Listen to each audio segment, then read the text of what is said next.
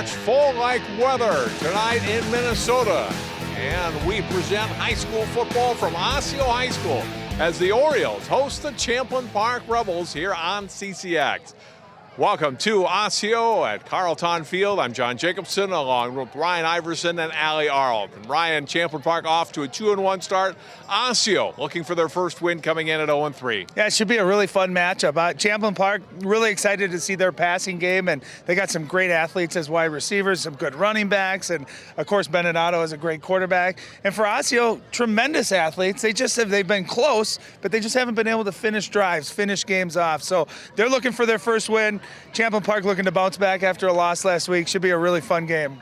You mentioned Benedetto. He was out all of last year for football because of a back injury, missed part of his sophomore year, but he really has put up some big numbers this year, and their offense really moving the ball well. Lost last week to St. Michael, but he threw for over 300 yards again. Well, he's obviously a big, tall, strong arm, and he's smart. He's very cerebral, and we've seen that on the basketball court as well. And so they got athletes around him, and sometimes a quarterback, all your job is get the ball out quick, get it to your playmakers, but he's also got that rare ability in high school to take the top off of a team as well. He's got a very strong arm, very accurate too. So tonight's really going to come down to can Champlin Park protect him, give him time to make some great throws, and if you're Osseo, can you get some pressure and dial it up and get to him and disrupt his rhythm?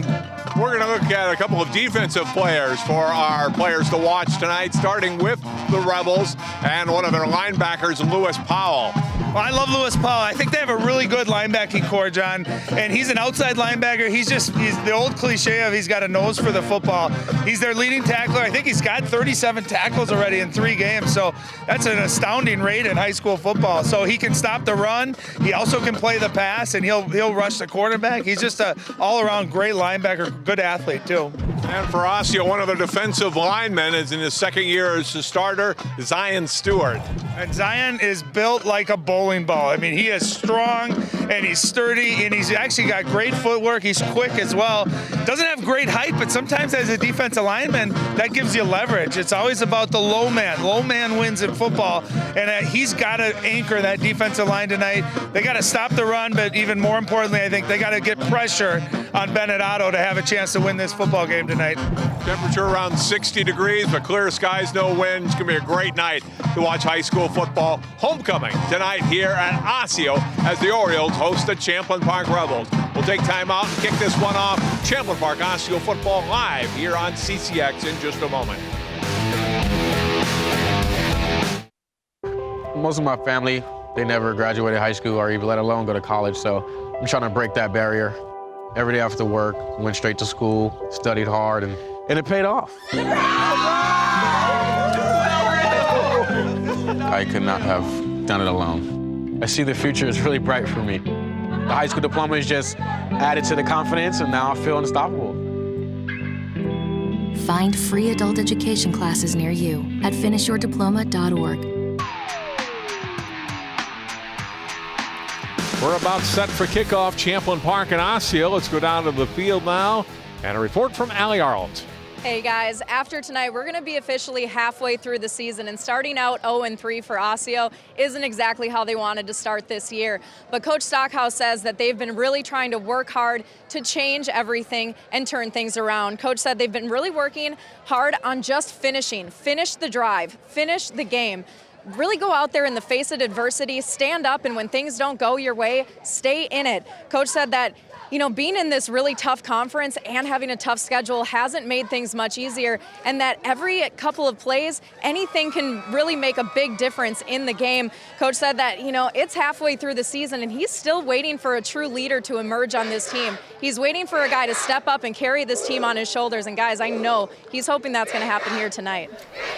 Thanks, Allie. Yeah, what a night for it to happen on homecoming against a Champlin Park team.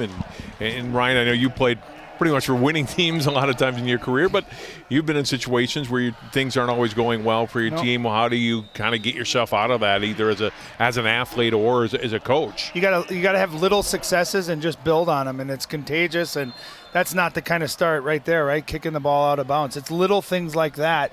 You don't worry so much about winning an entire game, but let's win this first series, right? Defensively, let's get a 3 and out, and then offensively, let's put together 3 first downs, right? Little goals and you accomplish them, and they lead to bigger goals and bigger successes. And to touch on Allie too, Coach Stockhouse, we got a chance to spend a few minutes with him before the game, and man, is he just a high energy guy and doing the right thing. We're going to see a number of key players tonight that aren't playing because of team rules that he's put in place, and so he's trying to build this culture. And you got to walk before you run as well. And there's a good look at Nick Keenan, the coach of Champlin Park.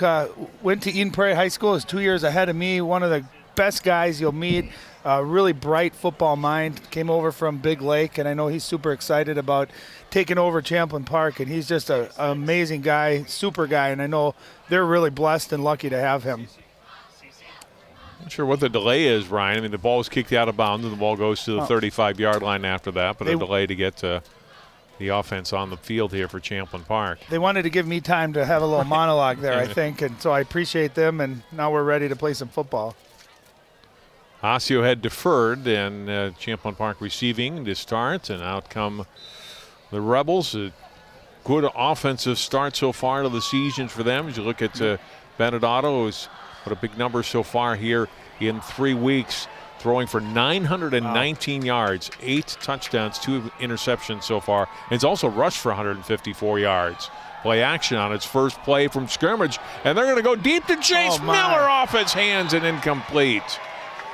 Miller, who saw a lot of action in the preseason in training camp as a quarterback, and they wanted to get him on the field, and so it's been as a receiver, and he's had good success catching 18 passes and just.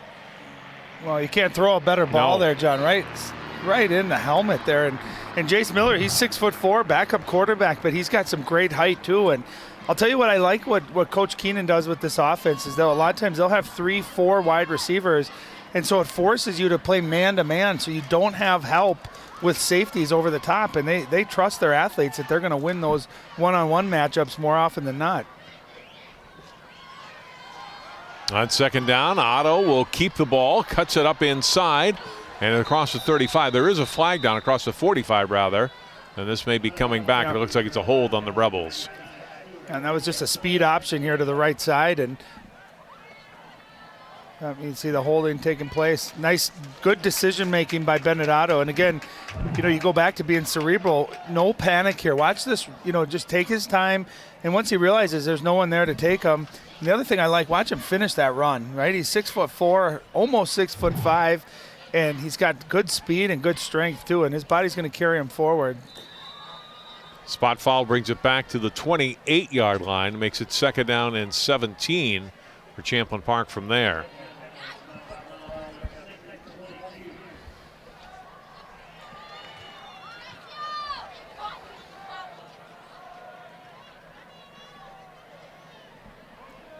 Man in motion, that's Nati. It's Otto rolling out left. He'll keep it again, trying to cut it up.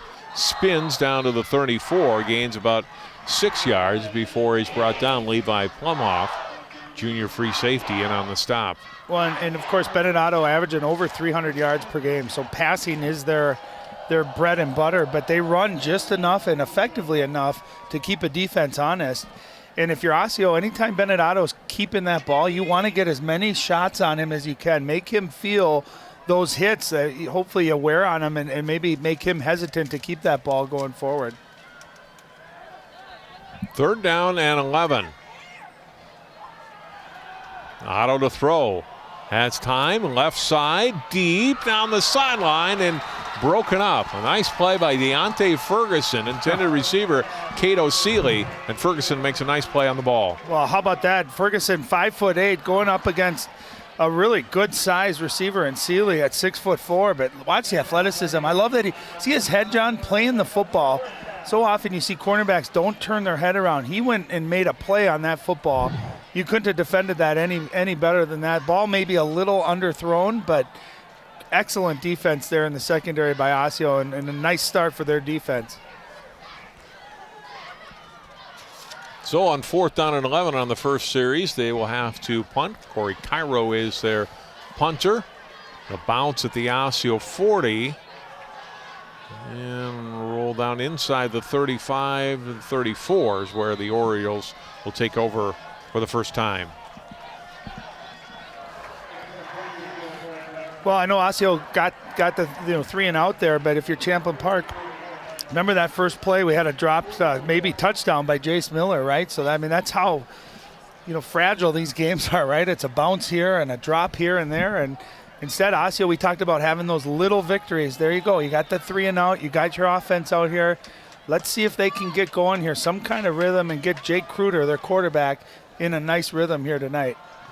Kruder, 1 touchdown pass so far this season, 4 interception for him as a quarterback, and a good play on first down, a tackle for loss by Todd Pop, the senior defensive lineman, wrapping up, and it's a loss on the first down play of 3. Good Ryan Stockhouse, 3rd-year head coach here at Osseo.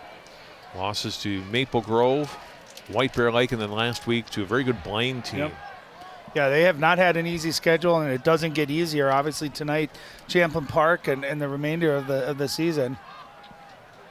So pass to the left, it is caught, but it's going to be for I was going to say incomplete. Yeah. Would have been for a loss. Tender receiver, Devontae Larkins. And so you can see that. That's just it's a pretty simple throw, a quick out like that, but that's where as a quarterback, you got to get it there with some velocity because the defense sees the ball coming, and the quicker you can get it to him, the better chance that receiver is going to have to make a play. And that's when Jake Kruder, you got to see him step into that, get a little bit of his arm strength into that throw. 3rd and 13 for the Orioles. Keeping it is Kruder, and he'll get a yard and maybe 2, but that is it before he is stopped. Lewis Powell and Vinny Lamberty, and the linebackers, come up and make the stop. Yep, nice ball fake that time by Kruder, but I'll tell you what, that series was made on 1st and 2nd down, right? You can't set up a 3rd and 13, 3rd and 14. Those are really hard down and distances, and here you can see last year, September 22nd, very close game. Champlin Park winning by 1. And, of course, they lead the series 13-8. So it's been a pretty even matchup here throughout the years. Both teams 3 and out here on their first possession. Rick Grant is going to punt. He's going to fake it, and he's not going to get even to the line of scrimmage before he's wrapped up and dropped on the play. Yeah, and I'm not sure if that was designed or if he's reading that. You can see he looks there, and when you want to run a fake punt, you want to get outside where there's no help there. And that time you could see he was forced to the middle. Champlin Park did a nice job of staying disciplined, and they were there waiting for him. So a costly mistake. I love taking that chance, but you got to make sure you're going to get home when you make that decision. Instead, you're given a pretty potent offense here, a very short field to work with. Reed Nelson makes the tackle on special teams, so the Rebels have the ball in Osseo territory. 1st and 10 from the Osseo 32. 2nd series of the game for this Champlin Park offense. Otto back to throw. Over the middle and deep, completes it to Seeley and makes the catch inside the 5. It'll be 1st and goal for Champlin Park, and a gain of 28 yards. Well, Cato Seeley, again, great athlete, and I love what Ben Otto did. He threw his guy open, saying, I trust my big athlete here to go make this play. And a nice job. He threw it up high where he knew only his guy could make the play. Seeley had a long, I think it was an 81-yard touchdown last week against St. Michael Albertville. And the way they get him in space is they put trips on one side, and then he's in man-to-man up on the top of our screen, and he's going to win those matchups again more often than not. Solomon Cece is the lone back. See if he gets the ball here. He does on 1st and goal and gets only to the line of scrimmage. Connor Wayne, junior linebacker, number 50, the first to hit him, but he certainly had help. And it'll be 2nd and goal.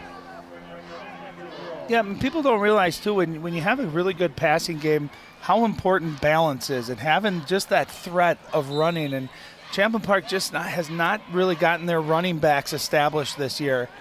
And it's really important because it keeps that defense honest. And that's why Bennett Otto has been so effective out of the running that option. He's been able to get outside. They'll give to Sean Shipman here. Gets to the 1 before he stopped. It'll be 3rd down and goal, but he did pick up 2 that time. And there you saw big Zion Stewart, number 95, in there taking up that middle. And if those defensive linemen for Osseo can clog that interior of the line of scrimmage like they have on these 2 plays, that's going to be big tonight. Stewart and Miles Hawthorne on the stop. Third down. It's actually marked closer to the 2-yard line.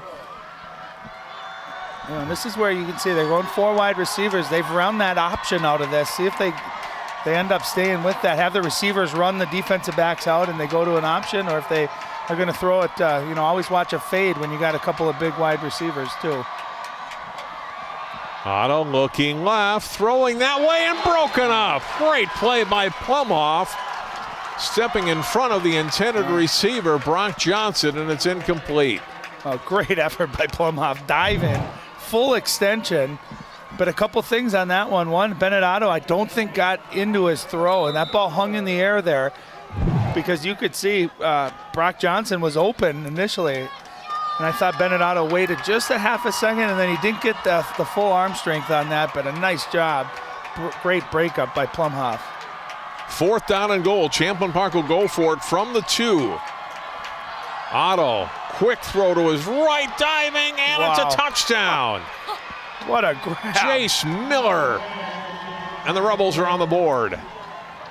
Well, Jace Miller says, hey, Bennett, I'm sorry about dropping the earlier touchdown. Let me go make an amazing catch there. And again, 6'4" frame. What I love that Bennett Otto did, he threw that where only his receiver could make a play. But how about the adjustment that time too by Miller?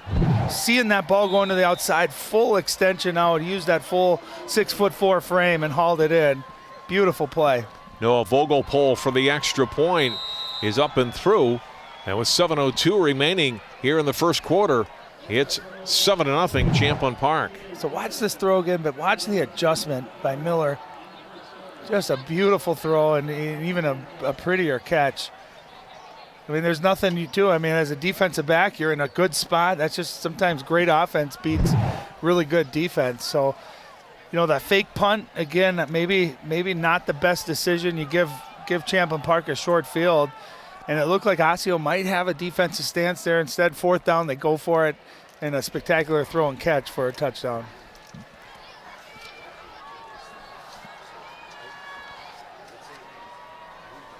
Champlin Park had opened the season with wins against Eastridge and Anoka before the Week 3 loss to St. Michael Albertville.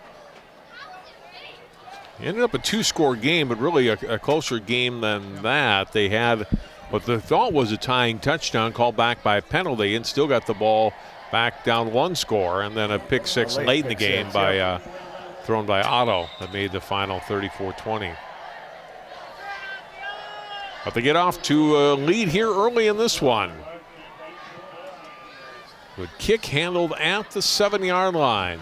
This is Larkins. Middle of the field out to the 26-yard line before he's dropped there by Cece.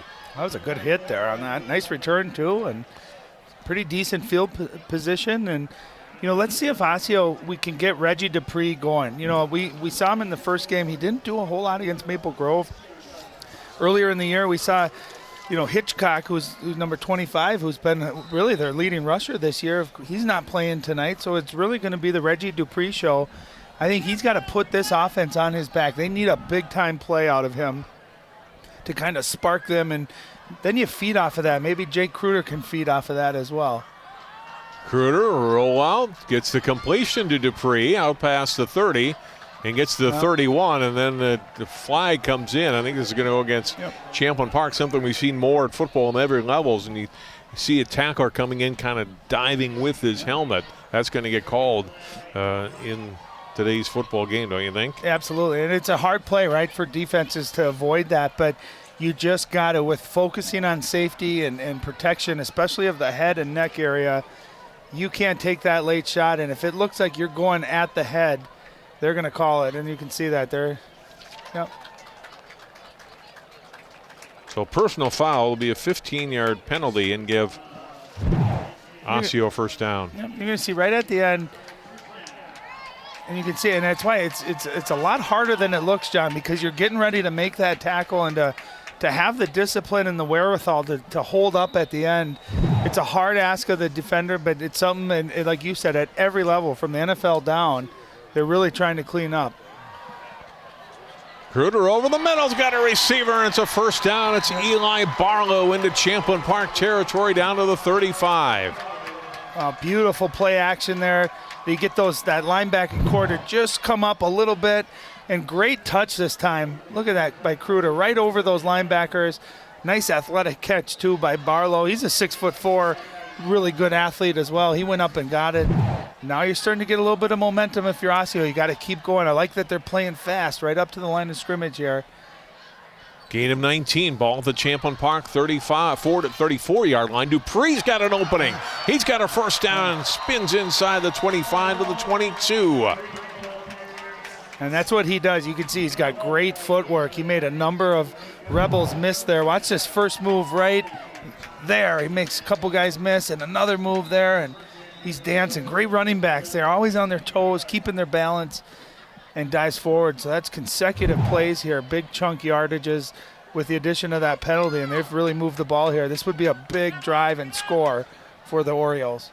3 first downs in 3 straight plays. That was a gain of 12. High throw, but Larkins gathers it in, and he gets a yard, maybe 2, to near the 20-yard line before he's wrapped up by Powell. And those quick throws like that, they're the most important thing is, as a quarterback, you got to be accurate, because those wide receivers, it's all timing. They got to get that ball and turn it up the field. And if they have to go backwards or jump up to get the ball, it throws their timing off. And you can see the nice catch that time, but 2-3 yards out of it, which I think if it would have been an accurate throw, you allow that receiver to maybe turn it up the field a little bit more. 2nd down and 9. You see the 3 receivers to the left here for Osseo. They'll keep it on the ground. And a good run up the middle. The gain of 5 for Khalid Brooks. 5'7" junior running back will get it down to inside the 20-yard line, down to the 15. So more like 6 yards on the run by Brooks. Yeah, nice job, too. There was contact in the backfield. And, again, he able to make a couple guys miss, turn it up the field. And this is the kind of down and distance that you love to have. 3rd and 4, 3rd and 3, as opposed to 3rd and 15, right? You got the whole playbook's available to you, and you got to think too with this. You might be in 4-down territory here to play action. Kruder rolling out, throws, and off the hands of Barlow, incomplete. At it, and it would have been a first down, but couldn't hang on to the ball, and it'll be 4th down. Well, Kruder, remember in that first game, John, that we did? He's very accurate when he's rolling outside the pocket.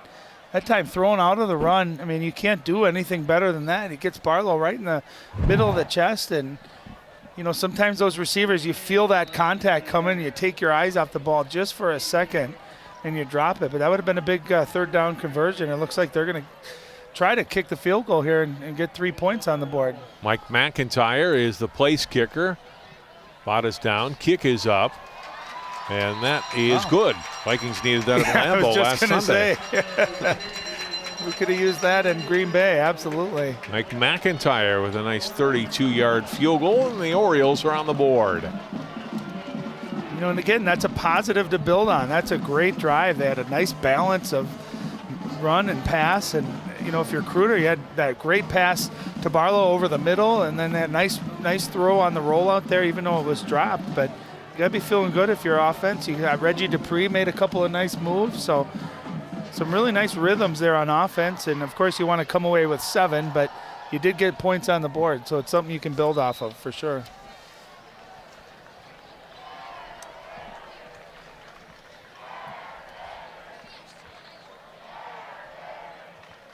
Good contrast to last Friday, Ryan. I was over at Maple Grove last week when they beat Minnetonka. And it was such a hot evening, and tonight it's a great night. I mean, I love tonight's weather, but temperature changed, 30 degrees probably, or close to 25 at least. Well, at least it's dry. We've had so many days of rain here, so it's but this feels like football weather, right? When you're in, towards the end of September, you want it to be not cold, but you want it to feel like fall, and that's what football feels like. It's just odd when it's 90 degrees in September and you're playing football.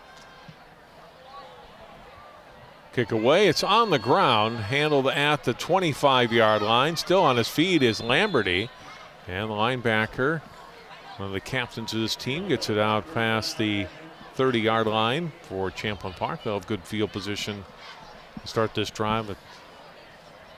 Just over 4 minutes to play here in the opening quarter. Officially the 37 for the line of scrimmage. Well, it'll be interesting to see too. Do you know, we talked to Coach Stockhouse before the game, and he said we got to get pressure on their quarterback. You know, and so far Bennett Otto, when he's been back there, he's had time to kind of survey the field and take shots. And here you got 4 wide receivers to the bottom of our screen to the right side, and you always got to watch either a quick throw, or sometimes they'll fake that quick throw and then they try to take it over the top. Looking left, Otto now will tuck it and run. A lot of room for him, and then deep into Osseo territory, and he gains 24 yards on that run.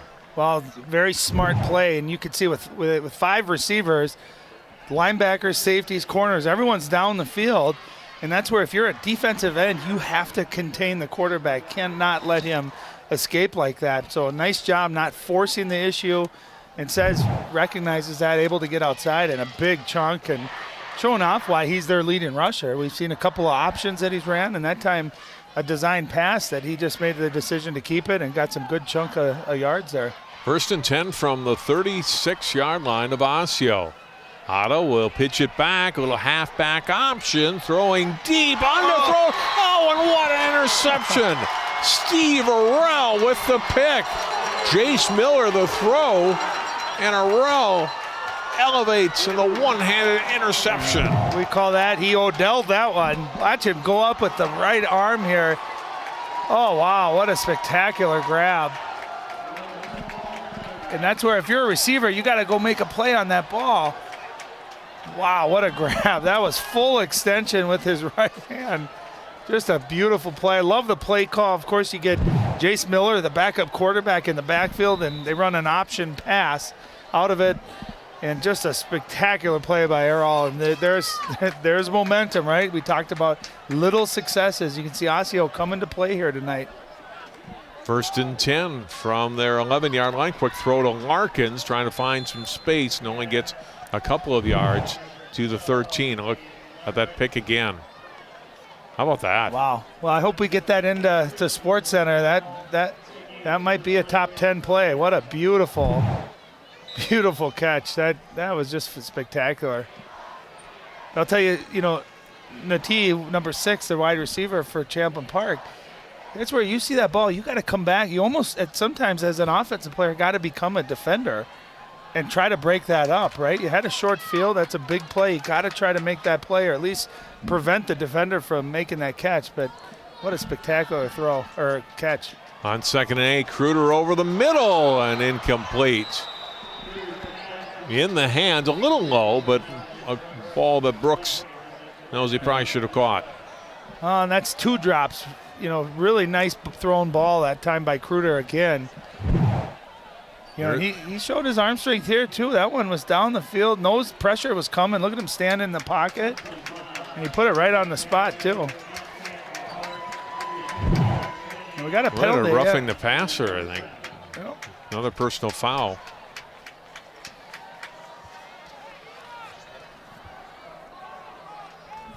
I'll tell you, I love the play calling for the Orioles here so far. Not trying to force the run. They're putting Kruder in some really good spots, and we're going to see here after he throws this, you can see it's where you got to let up, and again, it's such a hard ask of a defender. He doesn't know necessarily if the quarterback's gotten rid of it or not, but again, they're making that a point of emphasis, and you certainly can't argue with it. This is Dupree trying to find some room on the left side out past the 35-yard line to the 36. A gain of 8 yards on 1st down for Reggie Dupree. Well, and you can see how electric he is, right? That play, immediately I think he saw the white jersey, cuts it back to the left, and just great footwork and speed getting to the outside, and really didn't look like much there, turned it into 7 yards off of 8 yards.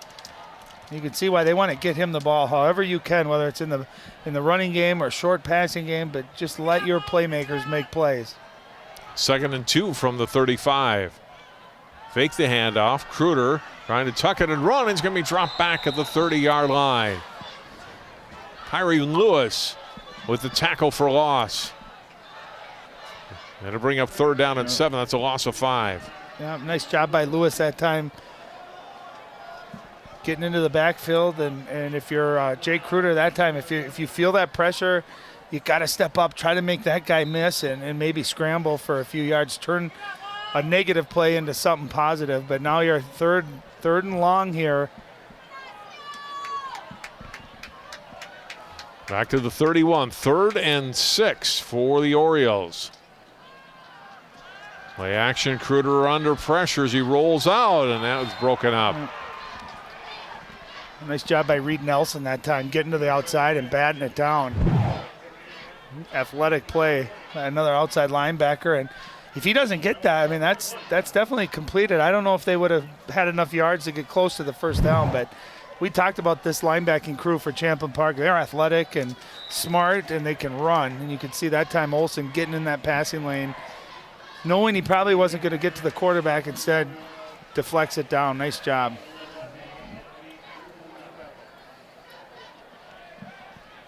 Grant in to punt.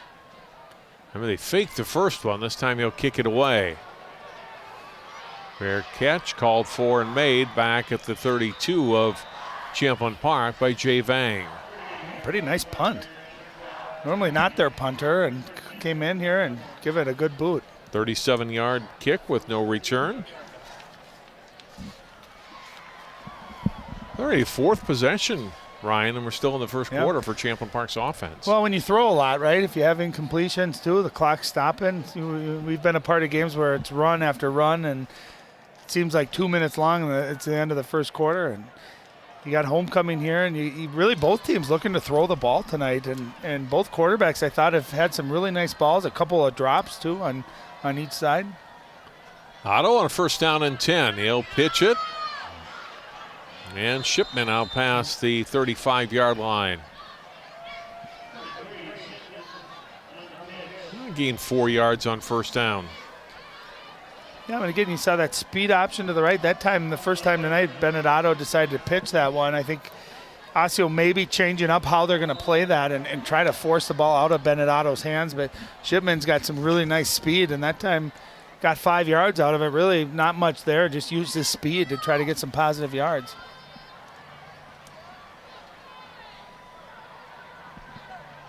On 2nd down, and they'll get the call again, bringing the ball to the 39-yard line. It'll be shy of a 1st down. Gain of a couple. It'll be 3rd and 3 for the Rebels. Well, big number 61, Trey Williams, nice job eating up that blocker that time and getting contact in the backfield.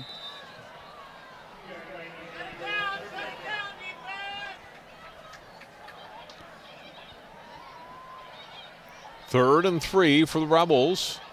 Otto looking to the sideline, talking to his receivers.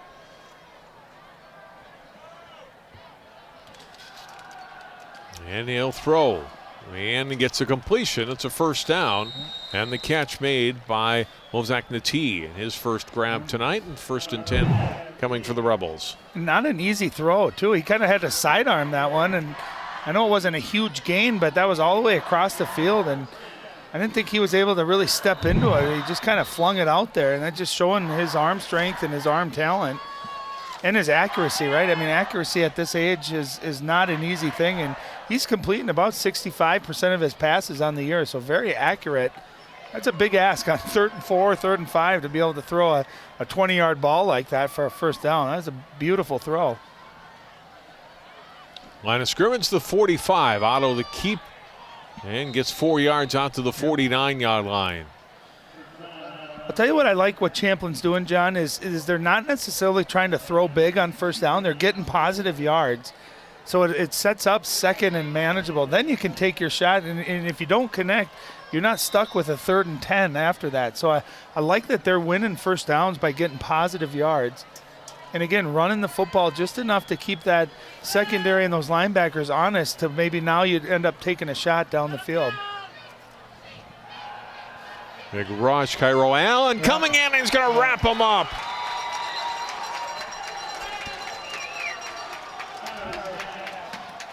Well, that's the name of the game. And Cairo Allen coming from the left of your screen here beats his guy coming from that defensive end spot, and that's the key. If you can get some pressure on Bennett Otto, not allow those athletic receivers to get down the field where they're very, very tough.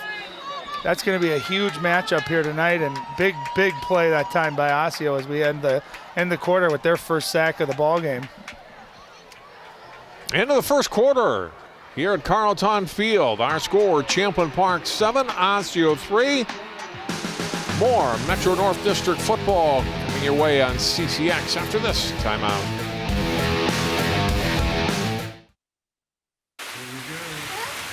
Here we go. We're going to go out there in the rain. Going to get wet. All right, here we go.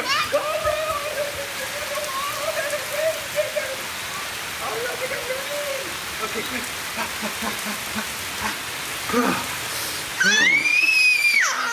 Oh, yeah. Yes. So much fun.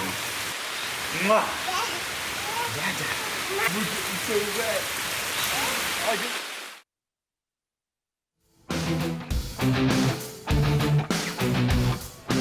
With Allie Arlt and Ryan Iverson, I'm John Jacobson. Thanks for tuning in on this beautiful Friday night for high school football, Champlin Park and Osseo. A week from tonight, Jay Wilcox will be over at Armstrong for a District 281 battle between Cooper and Armstrong.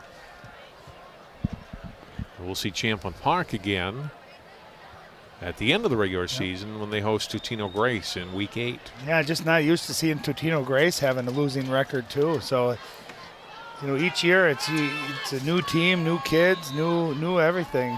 So that'll be a fun game. I love watching Coach Ferguson and the Eagles play, whether they're winning or losing. After the sack by Allen, that's 3rd and 9 for Champlin Park. They're here to start the second quarter. Otto steps into his throw, gets the completion, first down into Osseo territory. Jace Miller with his second catch tonight. How about that throw, right? He planted that time, and there was some serious smoke on that ball.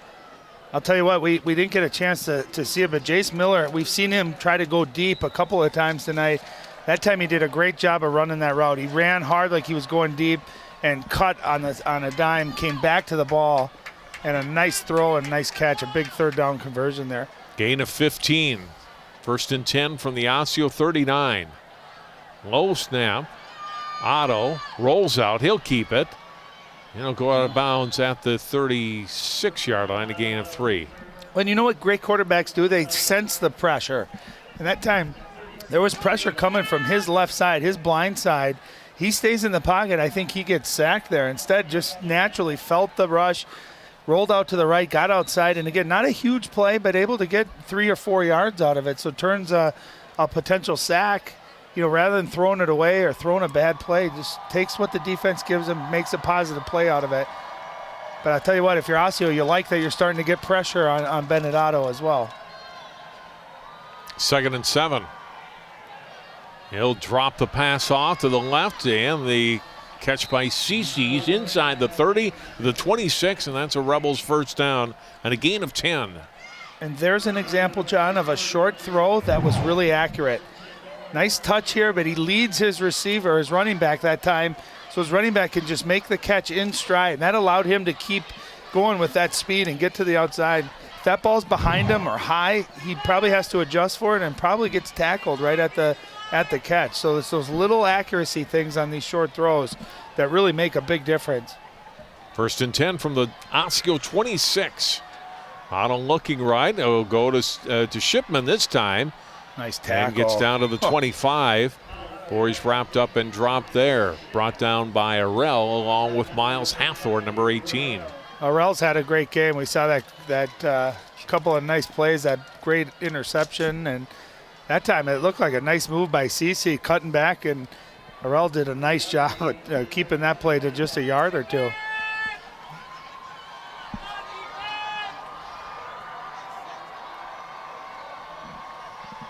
Gain of just 1 on that pass. It's 2nd and 9. Otto on the option. Going to find some room and gains about 3 before he's brought down there. Tackle that time by Wayne and by Varisarian. 3rd down coming for the Rebels.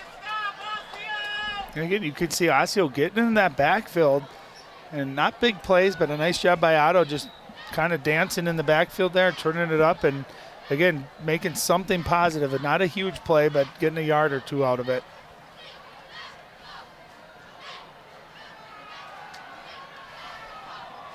Throw to the right, high and incomplete, intended for Miller. Arell on the coverage, and it's 4th down for Champlin Park.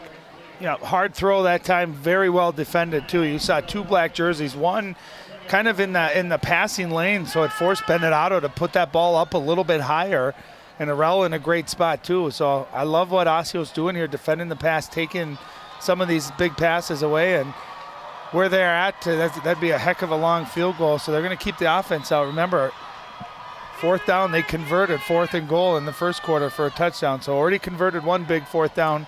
See if they can do it again. 4th and 7 for the Rebels from the 23 of Osseo.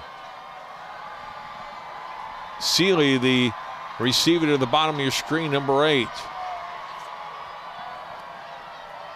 Let's see if they look to go to him. Some pressure, but the throw out of the backfield, then stumbling and going down is Shipman, short of the 1st down. And Osseo will take over on downs. Yep, and again, nice pressure that time by Osseo, forcing Benedetto to kind of throw on the run a little awkward, and there's that accuracy, right? If that ball's delivered on the money, you know, I think that's probably a 1st down for Shipman, but instead he kind of had to jump up, lose his balance, and took him out of bounds. So nice job by Osseo. Getting a stop there, giving some yards, bending but not breaking. So Coach Stockhouse, I think, has his team fired up and playing pretty well here tonight. A 1st and 10 for Osseo. They start this drive at the 19. No gain on 1st down in the run by Dupree.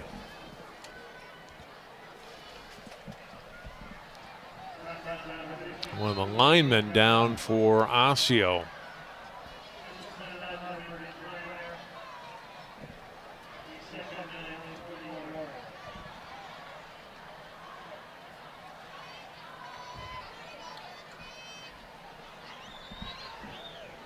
That's Chris Royston, senior offensive and defensive lineman, number 66.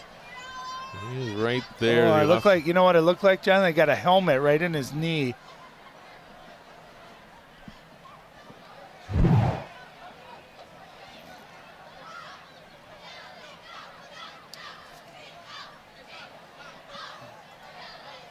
Sometimes those necessarily aren't serious, but they can really smart, like man. Yeah.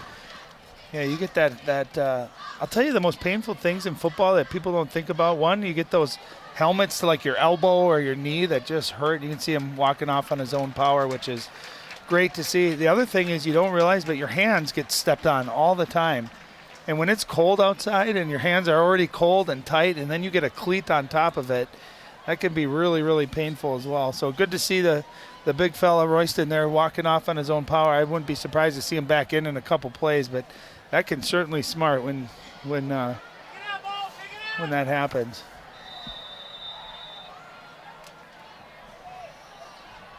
Second down, still close to 10 to go for Osseo. Free comes in motion. He gets the ball. Lamberty has it snuffed out, and he's finished off by Jay Vang. Lamberty, great job just staying to the outside, not letting Dupree get out in space. If you can keep Reggie Dupree bottled up between the tackles, that's a lot easier. And you can see just a nice job. A couple of players. You got number 55, too, Reed Nelson doing a nice job. And, again, we talked about those linebackers. They can run. And if you let Reggie Dupree get to the outside where he's got space and he can make one or two guys miss, he's a threat to score every time he touches the ball. But if you can bottle him up like that and be a really good team tackling, you know, that's how you bottle a guy like that up. Kruger on 3rd and 10, a little bit high and incomplete. Intended receiver was Arell. The flag does come out, though, in the secondary. I think that was Jake Hill they were throwing it to. And it looked like that ball was overthrown, so you're wondering, it was Hill. An inaccurate throw, or was he held or bumped, you know? Yeah.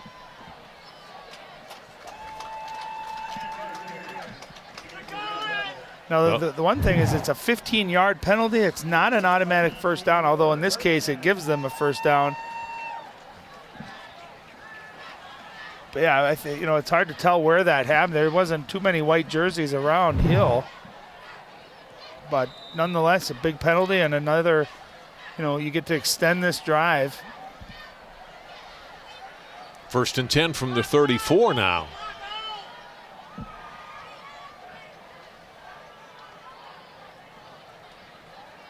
Yeah, an interesting spread formation. You got 3 receivers to right, you got 2 left.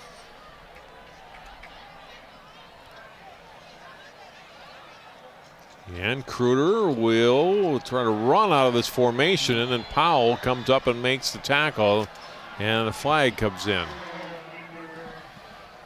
And it's holding on Osseo.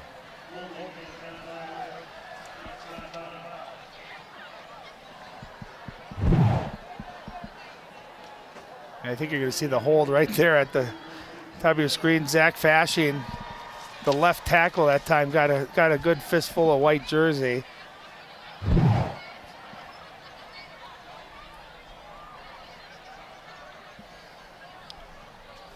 So the ball moved back inside the 20-yard line now.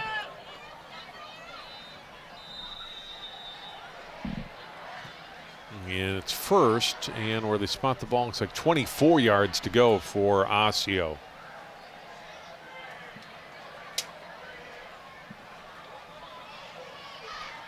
Kruder fakes the handoff, throws over the middle, and a diving catch by Barlow out to the 38. I'll tell you what, that was a great ball flight. Oh, they called it incomplete. No, they gave it to him. All right, I thought there were one official that marked it incomplete. He was just marking where the ball is. Well, a couple things. He slid for 2 yards. A couple things on that play. One is the ball fake, right? Those are great play fake. The linebackers came up. The second thing is you're going to see the safeties for Champlin Park are playing about 20 yards down the field, 25 yards. So there's a big gap from the linebackers to that safety. So a nice window that time for Kruder to put the ball, and he put it on. A great effort, too. A nice diving catch. Run up the middle. Here's Dupree. He's got a first down and all the way out to midfield. Nice. I'll tell you what, it was 1st and 24 about, so that pass was a big play because it got positive yards. And after that, here they run a nice little play, read option there. And Dupree, again, you can see how crafty and shifty he is and kind of hides behind his lineman and dances forward. So another first down. And Osseo, really this first half, John, done a nice job of moving the football. They only got 3 points to show for it, but their offense has been pretty successful.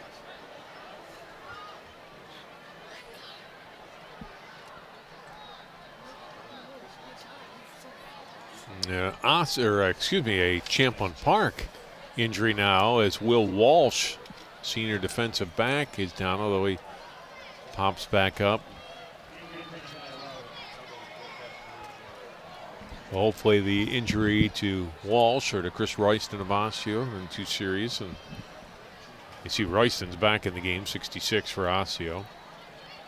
Middle of your screen there on the offensive line. I'll tell you, those runs by Dupree are really critical for a couple of reasons. One, he's obviously a great running back and fast, and anytime he gets it, it could go for a big play. But secondly, if they can run successfully like that, the play action is going to continue to work too. And they've ran it here pretty successfully. They've had a couple of nice play actions, and that middle of the field, about 15 yards down the field, has been wide open. Give it to Dupree again, broke through a first set of tacklers, but not the second. And he gets just a yard to the Champlin Park 49. Didn't it look like, too, if he had just leaned forward, he probably would have got 4 or 5 yards out of it. Tried to make that second move, and in doing so, kind of lost his balance. A nice tackle that time by Champlin Park, driving him back. Only he's going to get about 2 yards out of it. They mark it at the 48. It's 2nd down and 8 for Osseo there as we near the midway point of the second quarter. Faked this time to Dupree. Kruder rolls out, throws it, intercepted. Picked off by Powell at the Champlin Park 46. Well, do we know what we're talking about in the pregame, right? Well, that's Lewis Paul. That's just a beautiful diving catch.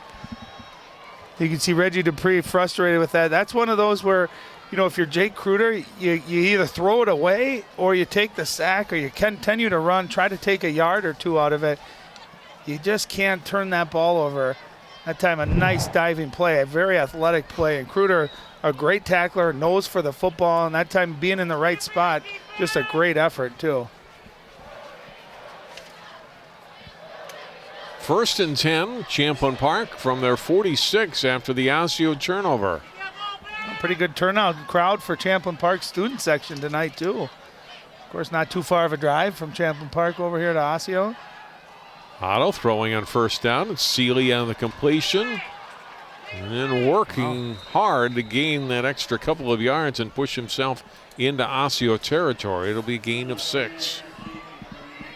He's 6'4", 230, so if he can, once he catches it and hauls it in, he's not an easy person to bring down to the ground. That time you saw him just using his strength and a couple of white jerseys running into the screen and pushing him downfield, and didn't look like much, but he ended up gaining 5 or 6 yards out of it. Again, nice win on 1st down.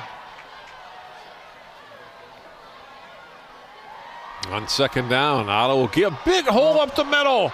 A lot of room. This is Cece going for the end zone, and he's in for the touchdown. Right up the middle. Cece with a huge play. The senior there showing some great speed. They had 4 wide receivers, and that was kind of just a quick hitter right up the middle, and it's almost like the seas parted, John, and he was gone. And how about this effort at the end? I thought he was going to get tackled. A nice job by RL. Thought he was going to bring him down, but Cece keeps those legs moving, and we thought there was going to be a lot of plays from the air. That time right up the middle, and a nice answer here by the Rebel offense. Mogul pull extra point is up and through. 5:47 to go in the 1st half. Champlin Park increases its lead. They are up 11, 14-3. Well, some nice blocking up front. You can see Bud Stark, number 69, just sealing his guy. And there was a nice hole. And I always say this, John, but I think you and I could have probably ran through that hole. And for whatever reason, maybe a stunt going on, but no linebacker right there. And CC just off to the races. And a great effort to keep his legs going there right at the goal line and fought across. So just like that, Osseo drive. And we heard Coach Stockhouse talk, we got to finish drives. And really that's kind of what happened again. A nice drive, a bunch of 1st downs, and then not a great throw, a decision, and it's an interception. And 2 plays later, it's a touchdown for Champlin Park, just like that.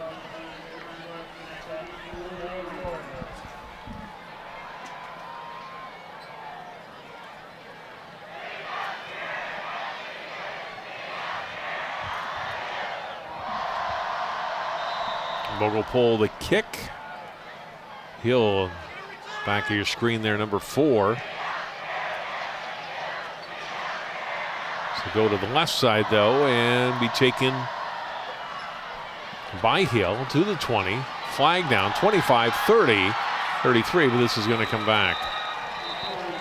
Jake Hill is return of 20 yards, but they are going to start, I'm guessing, back inside their 10 or so after the holding call on the return. And what you'll see a lot of times in a kickoff return is if a guy kind of starts going east and west, he takes it from the left side of the field all the way across, that's when you'll get those holding penalties. When guys just go straight north and south, it's so quick that guys don't have a chance really to engage in a block. They're just contact, but when they see the guy, the direction they're going, that's when a defender changes his course, and that's when you can get caught with your hands in an extra little jersey hold. So, penalty off the kickoff, going to move Osseo back. They're going to be starting within right at about their 10-yard line here. So not great field position. It's where you got to be careful if you're Jay Kruder. You don't want to compound that last mistake with another one and give Champlin Park a short field again. Dupree had a hole for a moment, then Powell closes it and knocks him down. Well, you can see why he's their leading tackler. Not only is he the leading tackler, but watch him come. That is a textbook tackle. Head up. He got low, shoulder pads, and then, everyone thinks your power's in your arms and it's in your legs. You see how low he was on that tackle, and he just drove Dupree back there. So it looked like there was a nice hole for Dupree, and instead met right at the line of scrimmage by Powell, and he drives him back. That is a great, great fundamental tackle.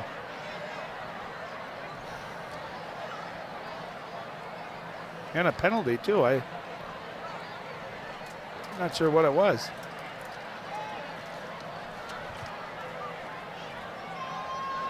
So they'll be back half the distance to the goal. Back inside the 4 now. Still first down. And they give to Dupree, and he gets back the yardage lost in the penalty. It was about, the ball is out though. Champlin Park has it. Wow. That's a turnover. Corey Cairo with the recovery for the Rebels. I'm going to say Reggie Dupree with a great move that time on Paul. Watch that move right there. And then again, met right at the line of scrimmage. And yeah, just a heads up job by Champlin Park. Was that Freeman that Johnston ripped that? Freeman, yeah, ripped it out. Hey, I'll tell you what, that's what you're taught. You got gang tackling like that. If you're second or third to the ball, try to rip that ball out. And I think he did get it out before Dupree's knee hit the ground. So again, this is kind of plagued Osseo, right? If a mistake here, and then it kind of continues and it snowballs. And you know, Coach Stockhouse said before the game, we need someone to just put us on their back. You know, and Reggie Dupree, I think, is that guy they want. He made a great move there, but got to hang on to the football. First down, Otto going for it. It's Touchdown, Seeley, but this may come back. Flag is down. Looks like he pushed off a little bit, and this may be an offensive pass interference. And it's such a common thing, and what they got to realize on that is Seeley's got the height and the athleticism. He doesn't need that push off, but it's human nature. And you can see offensive pass interference there. And you can see this. He did not need to do this. He's got that height. The ball was in a perfect spot. But I'll tell you, as someone who used to run that route, it's just instinct to want to push in front of you. So excellent call. Again, really well defended. In a great spot was Ferguson. You know, again, Ferguson, number 24, he's 5'8". Seeley, 6'4". So you got 8-inch difference. That's where you got to just refrain from that push off and just go up and make the play. First and goal from back at the 24 now. Otto is going to keep it. He's got a lot of room. Inside the 15 to the 14, he picks up 10. Oh, gets that big chunk of that penalty back. Harrell and Plumhoff on the tackle. Great ball fake. You can see the Osseo defender coming in and tackling the running back, and Bennett Otto made the right decision there, keeping that ball, and got a big chunk. Second and goal from the 13-yard line is where they mark it. We got trips to the bottom of our screen. You can see up top, Jace Miller, 6'4". Let's see if they try to utilize that. And they go to him, and Miller the completion. He's inside the 10 to the 9. Pickup of about 4. It's third and goal from there. So just a quick out that time, and a lot of times they're running that because they're setting up the next play, which is a quick out and up. You want to get that cornerback to bite on that out. So I wouldn't be surprised to look for that and see if they go back to it again. And a lot of times you see trips again to the left side of our screen. They're trying to get Jace Miller one-on-one on the right side of our screen. Third and goal. Otto looking left. Now back to the right. He's under pressure, throws to the end zone off the hand of Miller and out of bounds. Connor Wayne was right in his face as Otto threw that ball. And a good defense downfield by Osseo. Not really any place for Otto to go with this. Well defended in the secondary, but again, getting pressure on Bennett Otto, not allowing him to stand in the pocket and the time to pick apart that secondary, right? They got some pressure, they made him uncomfortable, and because of that, ended up throwing it away. So you got a 4th and goal again from just inside the 10-yard line. So this would be another huge stand by this Osseo defense. 4th and goal from the 9. Otto goes to the corner of the end zone. Seeley makes the catch for the touchdown. And really, that's the same play we saw him push off on that time. Nice job refraining from that, and it's just an 8-inch difference. That's all that is, a perfectly thrown ball. Deep end zone. There was a little contact there, but you didn't see the extension of those arms, and that's just a nice play. There's really nothing that Ferguson can do. Just a bigger, taller kid, and again, a perfectly thrown ball by Bennett Otto. Bogle pull, extra point is up and through. As a left-footed kicker, I always have a soft spot for a left-footed kicker. So Vogelpohl with his third extra point right down the middle. Why is that, JJ? Because there's not many of us. Not that I'm a great kicker. Yeah, I'm a left-footed kicker. So if we've spotted you at the 30, could you make, how many out of 10 would you be able to make? Oh my goodness. From the 30? Or a 30-yard field I goal. made one at the NFL Experience last January. Does that count? So that was from about 30 yards. Champlin Park fans looking pretty happy. The team up 21-3. And how about this? The second time this first half that Champlin Park has scored on a 4th and goal with the touchdown pass. So Osseo doing a nice job. They're making Champlin work, but that 4th down, Champlin, a couple of really nicely thrown balls by Bennett Otto and a couple of great catches. The first one by Jace Miller, that full extension where he was diving to make that. And that time, Cato Seeley, 6'4", just going up and making an athletic play and catch. Vogelpohl's kick, returnable from the 10-yard line. This is Hill. Cuts back now to the middle of the field to the 25. Hill's got some room out to the 45-yard line. Great job by Jake Hill.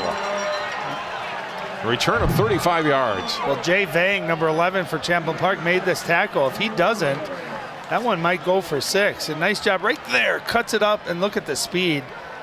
But right there, if he doesn't make that tackle, there's not a lot of space. You know, he might have gotten caught, but he would have definitely gotten another 10 to 20 yards out of it. So big return, a nice positive play. Now we can see if we can, if Osseo can put together a drive and then, you know, finish that drive off and punch it into the end zone here. Try to get a score before halftime. They have all their timeouts remaining. This is Hill again trying to get the ball in space, and he gets close to midfield before he's driven back. Kieran Lundgren, number 7 on the stop, gain of 4. The other thing I'm noticing too, John, is some of these Osseo playmakers, they're trying to make 2nd, 3rd, 4th moves, which is great effort, but they're sacrificing yards. That one, it looked like, again, that Hill could have probably just, if he would have just gone down forward, could have maybe had 6, 7, 8 yards out of it.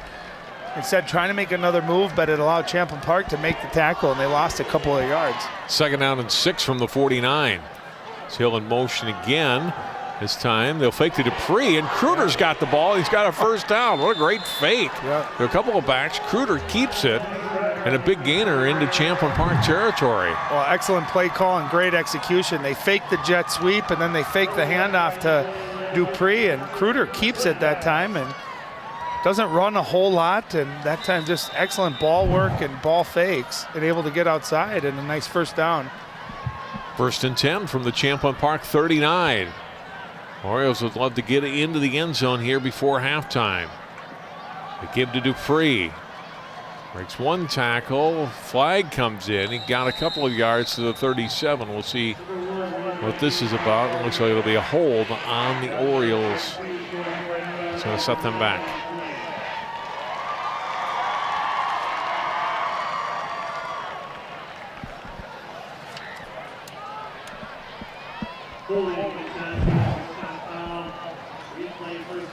Yeah, you can see right top of our screen. I think they're going to get that on Zach Fashion again, number 71. You know, Champlin Park doesn't look like they have a ton of size up front, but they have quickness and speed. And sometimes as an offensive lineman, when you're playing against maybe not the biggest, strongest guy, but they're quicker, you get off balance, and that's when you end up reaching and using your hands to hold on. So another penalty that's going to set him back here again. Play action. Kruder's throw over the middle high. Lamberty was actually the closest player to the ball. Hill, the intended receiver, ball thrown behind him. Well, the last time they were in 1st and really long after a penalty, they did that play action play, and there was a wide open part of the field right in the middle. They were able to convert that. That time, I thought Champlin Park linebackers, they didn't buy the fake. They stayed and got their depth, and no one was open. A nice job, too, by Kruder, I think, throwing that away, right? Not making, you know, underthrowing that or throwing it short where there could be an interception.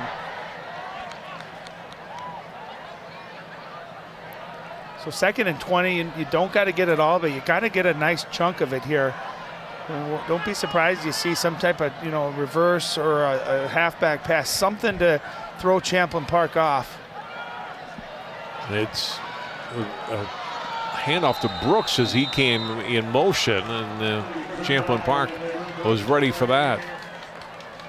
Jacob Shinost read it and slowed Brooks down, and it'll be a loss actually of a yard on the play. Well, not only did he make that play, but he stayed home and he forced that ball back to the middle. And that's what you have to do on sweeps and reverses, anything like that. You can't get fooled. You got to be disciplined. And Shinos not only stayed home, but he made a heck of a tackle by putting his right arm out and tripping him up. So nice job by Champlin Park. And now you're in third and really long. So you got to be careful here. You don't want to force a pass in, and you know Champlin Park's going to be rushing. You know they're thinking pass too, so they're going to be jumping those passing lanes as well. Timeout, Osseo. First charge timeout.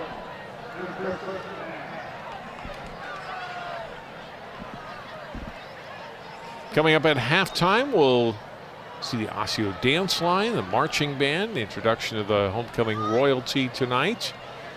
Hallie Arlt will talk with both coaches. Halftime highlights and more all coming up at halftime tonight at Carlton. Upcoming on CCX Monday, it's a soccer doubleheader as Cooper plays at Hopkins, non-conference matchup between the Hawks and the Royals. Volleyball, Northwest Suburban Conference match Tuesday, Osseo at Armstrong. More soccer on Thursday, Osseo at Tutino Grace in the Northwest Suburban Conference again. And then that District 281 matchup between Cooper and Armstrong in football next Friday. It's actually a 5 p.m. start next Friday the 28th. Well, that should be a fun game. Cooper, Armstrong, obviously a nice rivalry there, and athletic teams, and both teams well coached, so that should be a lot of fun.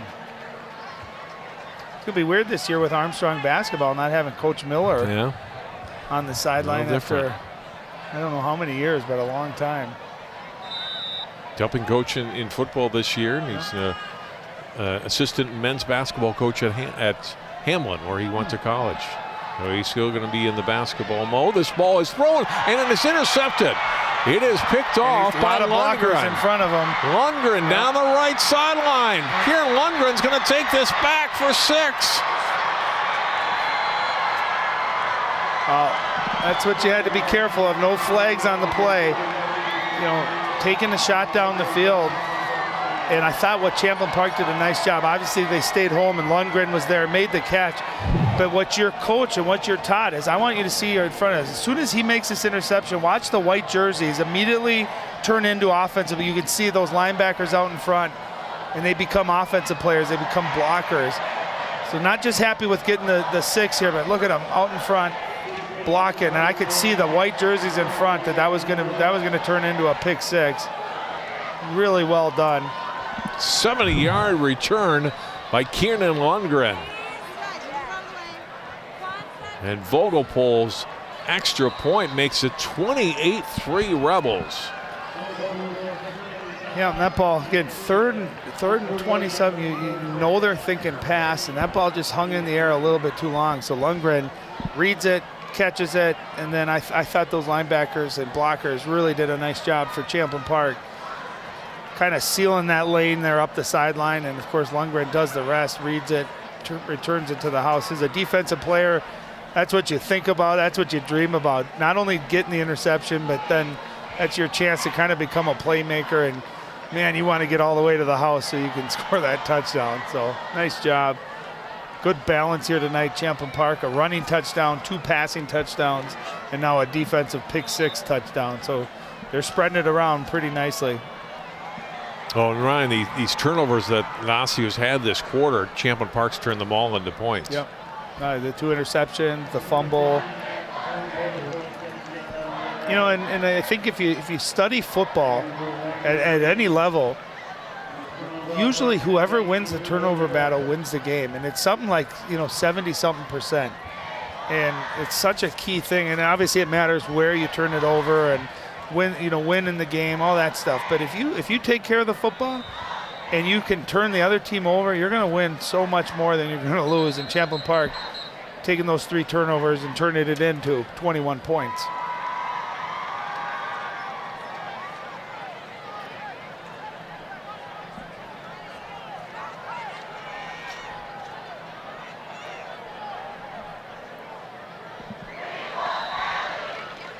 Now we're set to go.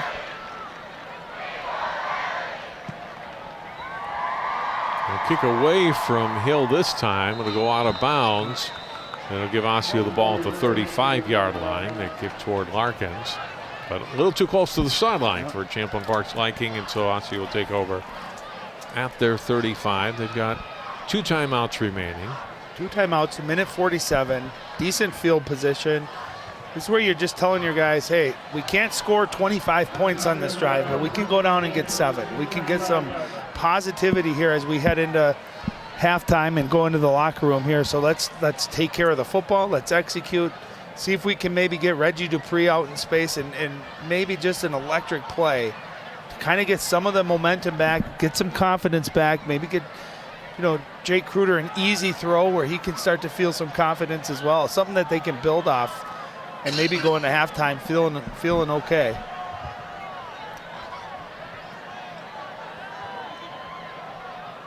And if you're a defender, this is, when I used to play linebacker or free safety, you had a big lead. There wasn't much time left. You thought the other team was going to pass. This is when your eyes just lit up because you're reading that quarterback and you're just trying to go make a play. And you saw a teammate just get a pick 6. Now he's got bragging rights, so you want to go get it. And if you're a defensive lineman, it's a pass, so you want to rush the quarterback. So you got to be careful if you're Osseo, and you can offset that aggressiveness with either a draw, a screen, or something like that.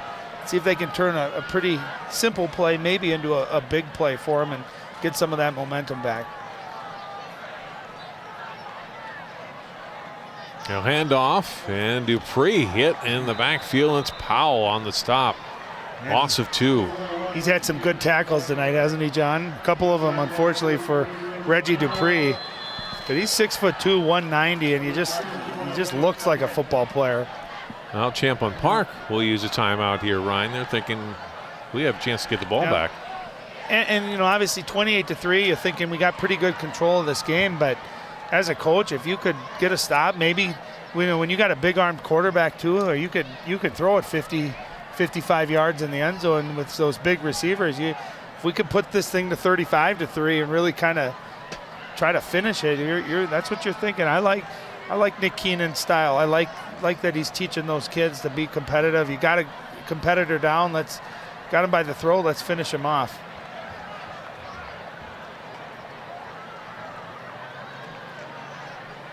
He's a defensive coach, and Allie asked him before the game, did you pass the ball a lot at Big Lake? He said, no, we ran. But he said, we don't want to be a coaching staff that forces our personnel into what we want to do. You got to adapt. You got a kid with a great arm, and you're not going to have every year, or maybe even every 10 years. And next year they might be a running team, right? That's what great coaches do. You adapt to the strengths that you have, and you coach around it. And they've certainly done that. Nick Keenan, big believer in running the football and dominating the clock, and understanding he's got a talent at quarterback and receiver. Oh, Powell throws Hill for a loss, and he's going to bring a flag out at the end. Boy, I thought he was reaching for it. He was reaching for it. Yeah, that was the old WWF body slam. Another timeout by Champlin Park. And I think the referee hadn't blown the whistle. I think if he had blown the whistle and that continued, that would have been a sure flag. But you can see the referee grabbing for that flag. You got to be careful on those. That's a great tackle, and you play to your till you hear that whistle. What do they call that? A suplex back in the day? Right. So it'll be 3rd down and 11. They stop the clock. Champlin Park does. Still 1 timeout remaining for them.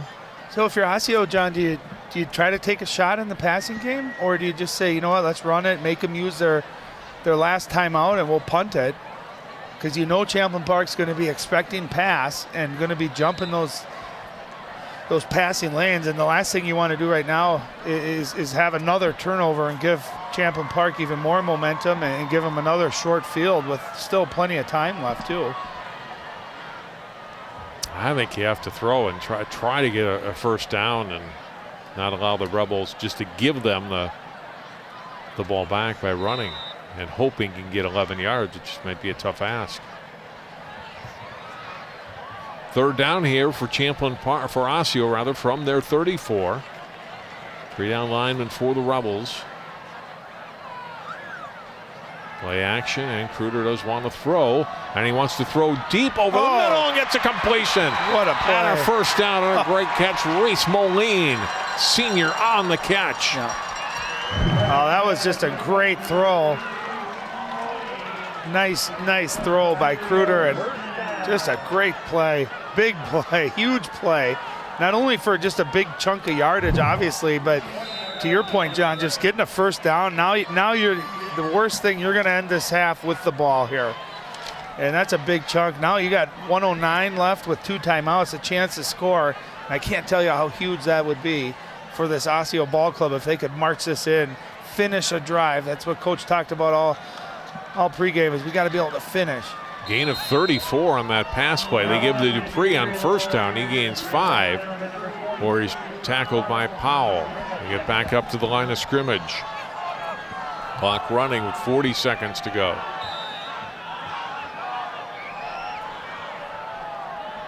Oh, and stumbling out of his stance. Tackle, it's going to be a 5-yard penalty here on Osseo. We'll stop the clock.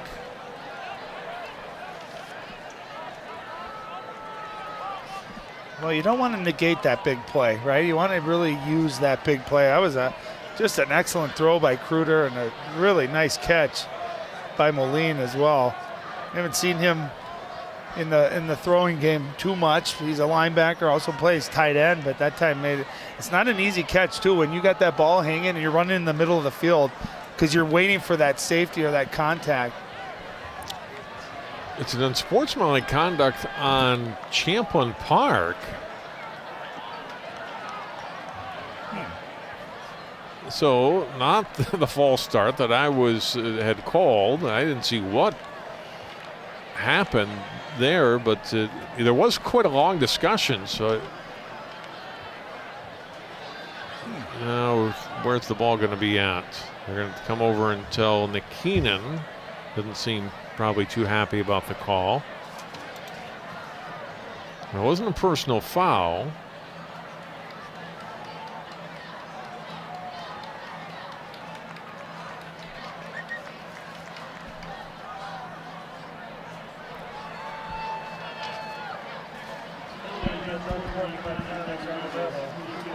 So another big penalty against Osseo, Ryan, or against Champlin Park. Well, it's really weird. So we clearly saw the false start that time by Osseo, and you don't know if something happened after that or if they had called the snap out. Sometimes you'll see that where a defense will say, hut, and that is a penalty. So you're just not, without having the microphone down there, it's hard to know exactly. Kruder throwing and almost got intercepted. He was trying to avoid the sack, which he did do, and almost got the ball picked off by Shinost. Yeah, and those are the throws you got to be careful when you're a quarterback. If you're going to throw it away, you're out of the pocket, throw it out of bounds, right? You got to throw it here. Smart job not taking the sack, but you just can't risk turning the ball over. You can't be nonchalant with the basketball or the football. You got to take care of it. When you're a quarterback, you're entrusted with a lot of responsibility, and one of those is you got to do everything you possibly can to take care of the football. 2nd and 10 from the 18. Osseo still with 2 timeouts remaining to give it to Dupree. They're going to have to use one of the timeouts here. The short game for Dupree down to the 13, only a 1-yard gain. Osseo used one of the timeouts with 22 seconds left now. Well, and Coach Stockhouse, again, talked about we've been able to move the ball. We've been able to do a lot of positive things, but we just haven't been able to finish drives, finish a half, finish the game. Said all week this week we had a great week of practice. We worked on finishing drives. We'd actually physically start at one end of the field and finish it in the end zone, and this is a great example of that. You march down the field, you convert that big 3rd down with a huge pass play, and you got a short field here right before halftime. All the momentum on Champlin Park side. This is where if you're Osseo, you've got to dig deep into that playbook, find a way to get into the end zone and finish the drive.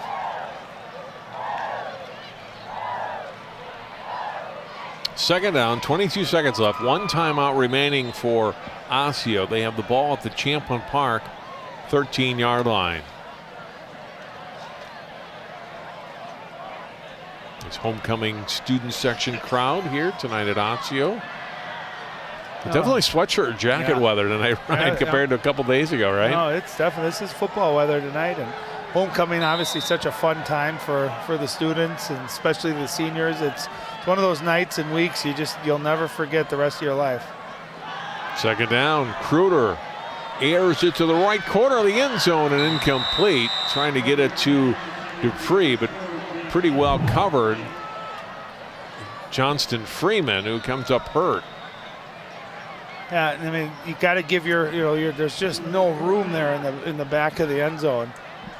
You can see Jake Hill just had his foot on the back pylon there. You got to give your quarterback or your receiver a chance to make that play. And now you got fourth down, and it's kind of an interesting decision. Do you want to just get points here and get a field goal to feel positive, or do you want to go for it and try to say, let's make a statement, we're going to get 6. Let's finish this off and try to get a touchdown.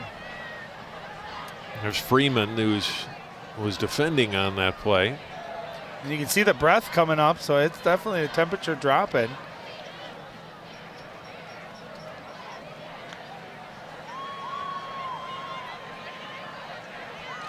Sometimes when you see the stretching the hamstrings like that, it could be a cramp in the calf or in the hamstring as well.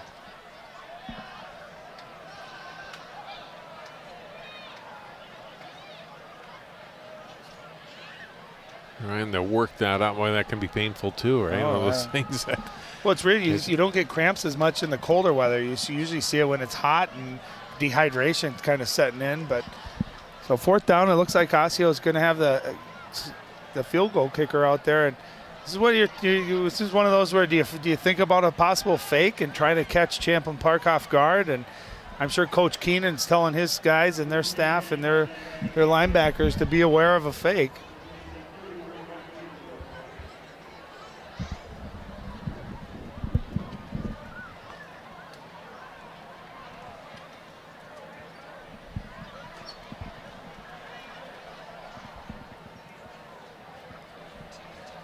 Had a field goal back in the first quarter. For 32 yards. This would be about the same distance, maybe 31 yards.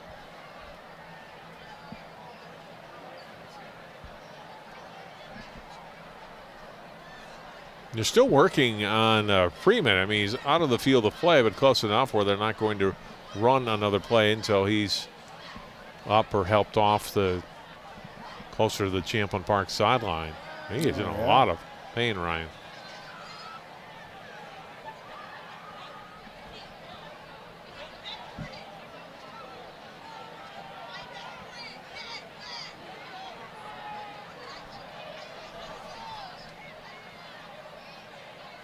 Burnsville leading Maple Grove tonight 9-0, and Eden Prairie leading Wayzata 14-7 in 2 other 6A games in the area this evening.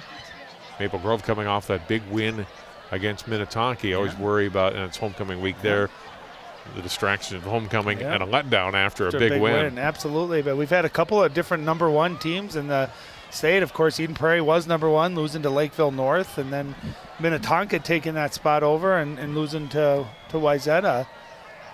So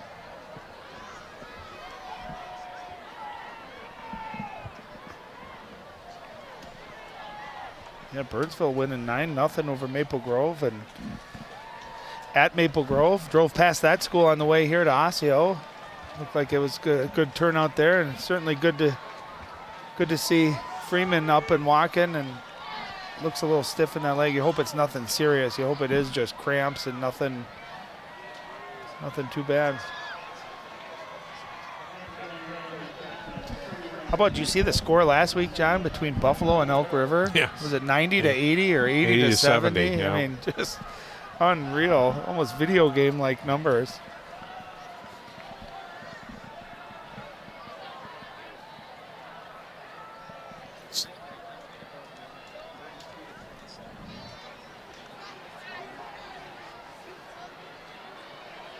Buffalo in another shootout tonight, losing to Andover Huskies right now, 32-27. Jeez, probably not even halftime yet.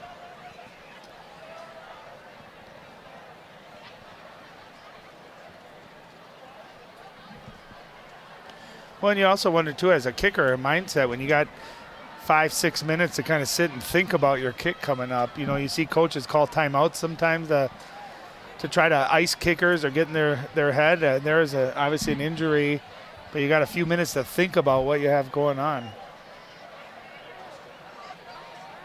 You can see there's quite a few Champlin Park linebackers and secondaries off the line of scrimmage here, I think probably watching for a fake. I'd be very surprised if Osseo didn't go ahead and just kick this. 31-yard try is to the left and no good. And it remains 28-3 Champlin Park. Well, and that's kind of been Osseo right this season, and Coach Stockhouse talked about that. Is we just you do that great drive, you get a great pass play on that 3rd and long, and a couple penalties, you get down, you just can't punch it in, you end up with a missed field goal. So you got nothing to show for a really nice drive. And again tonight, you know, in the first half, they have moved the ball. They've had a couple of nice pass plays. Reggie Dupree with a couple of nice runs, but just 3 points to show for it. And again, those 3 turnovers as well, you know, leading to 21 points for Champlin Park. So frustrating first half for the Orioles, and they're going to go into halftime not feeling too hot, but see if they can make a couple adjustments and come out with some great energy in the second half. Shipman is the running back.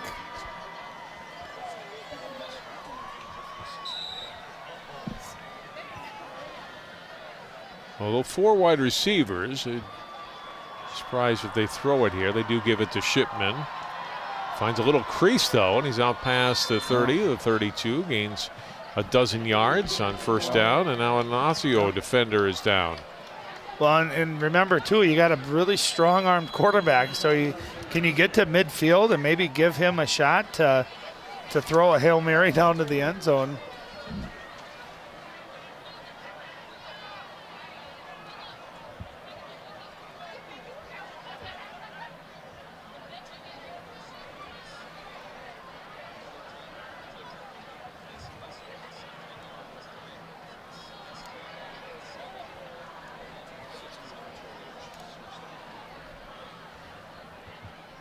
Blaine defeated Osseo a week ago. They're beating a very good Creighton-Durham Hall team tonight, 21-0, Ryan. Yeah. You know, it's funny, I read the Star Tribune. They do their Friday picks, and both guys had Creighton-Durham Hall winning that. I thought Blaine was going to take that. Rick Grant is the injured player for Osseo. Tell you what looks scary there. It looked like he hit his head on the ground and kind of landed funny or awkwardly on it, and I hate that. I of all the things I always talk about, I can't watch ankle sprains for whatever reason, but you know, any type of head injury, concussions, it's scary stuff, and you can see him kind of poking and tapping at his head. So first thing you always look for is, one, are they moving okay? That's always been a big fear, and 2 is hopefully it's nothing serious or nothing too hard to the head where they lose consciousness or anything like that. So they're going to take their time, and we've had a couple of injuries here the last few minutes. Otherwise, of a pretty well play, you know, as far as just the rhythm of the game in the first half.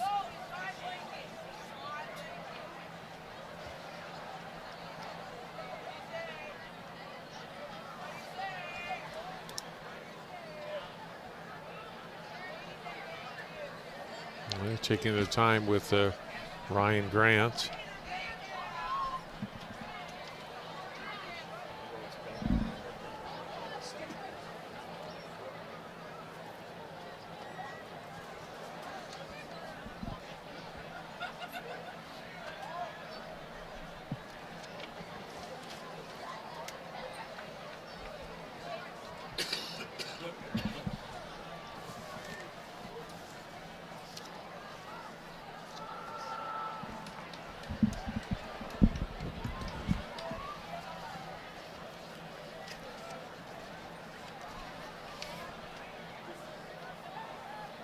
Looks like he's starting to sit up, which is always a good sign as well.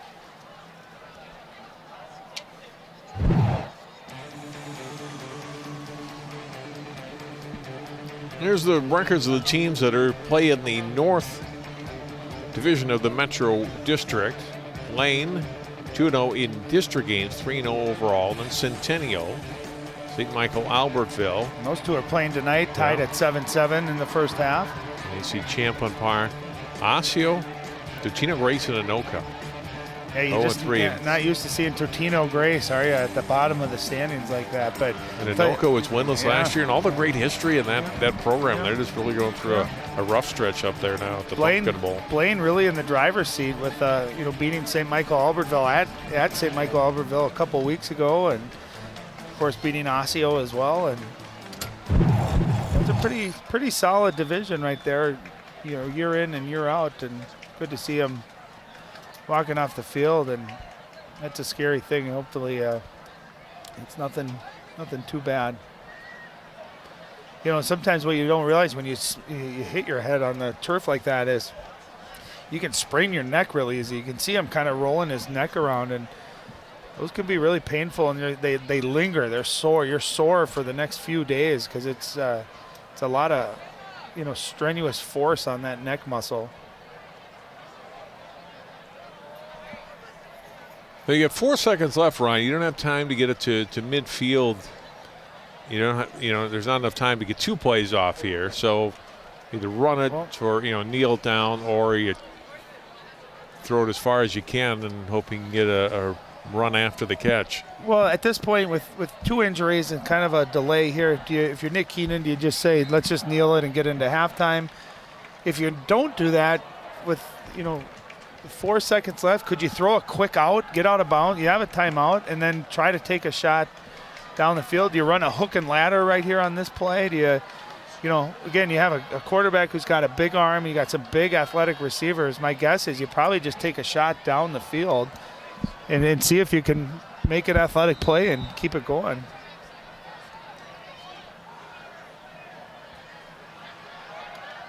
They're going to go for a big throw here if they can. Otto steps into it, but he really didn't have much to go there. Trying to hit Johnson near midfield, and we get to halftime. A couple of late injuries, and Champlin Park with a big second quarter, scoring 3 times.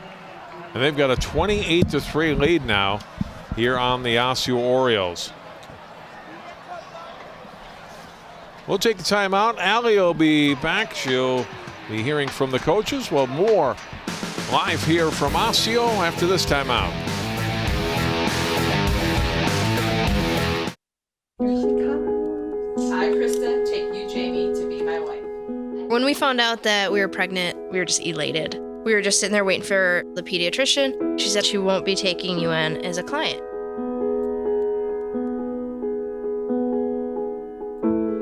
We are a lesbian couple, but she's just a baby. She's the one you're denying the service to.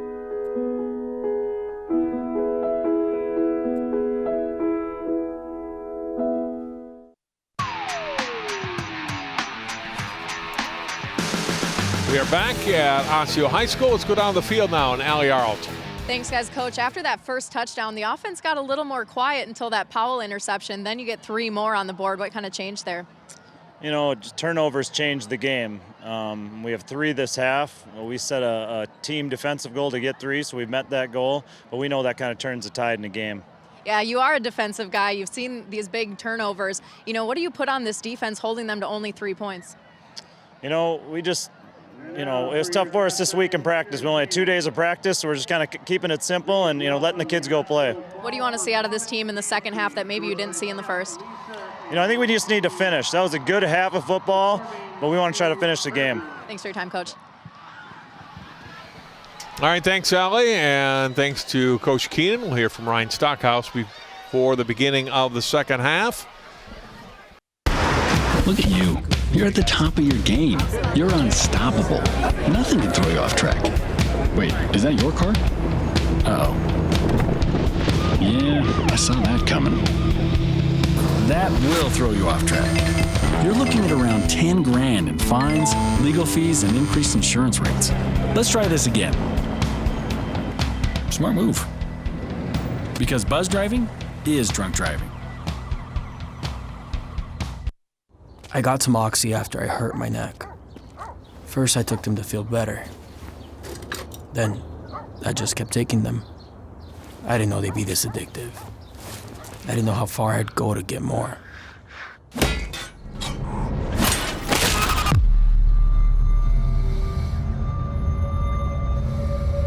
Opioid dependence can happen after just 5 days. Know the truth, spread the truth.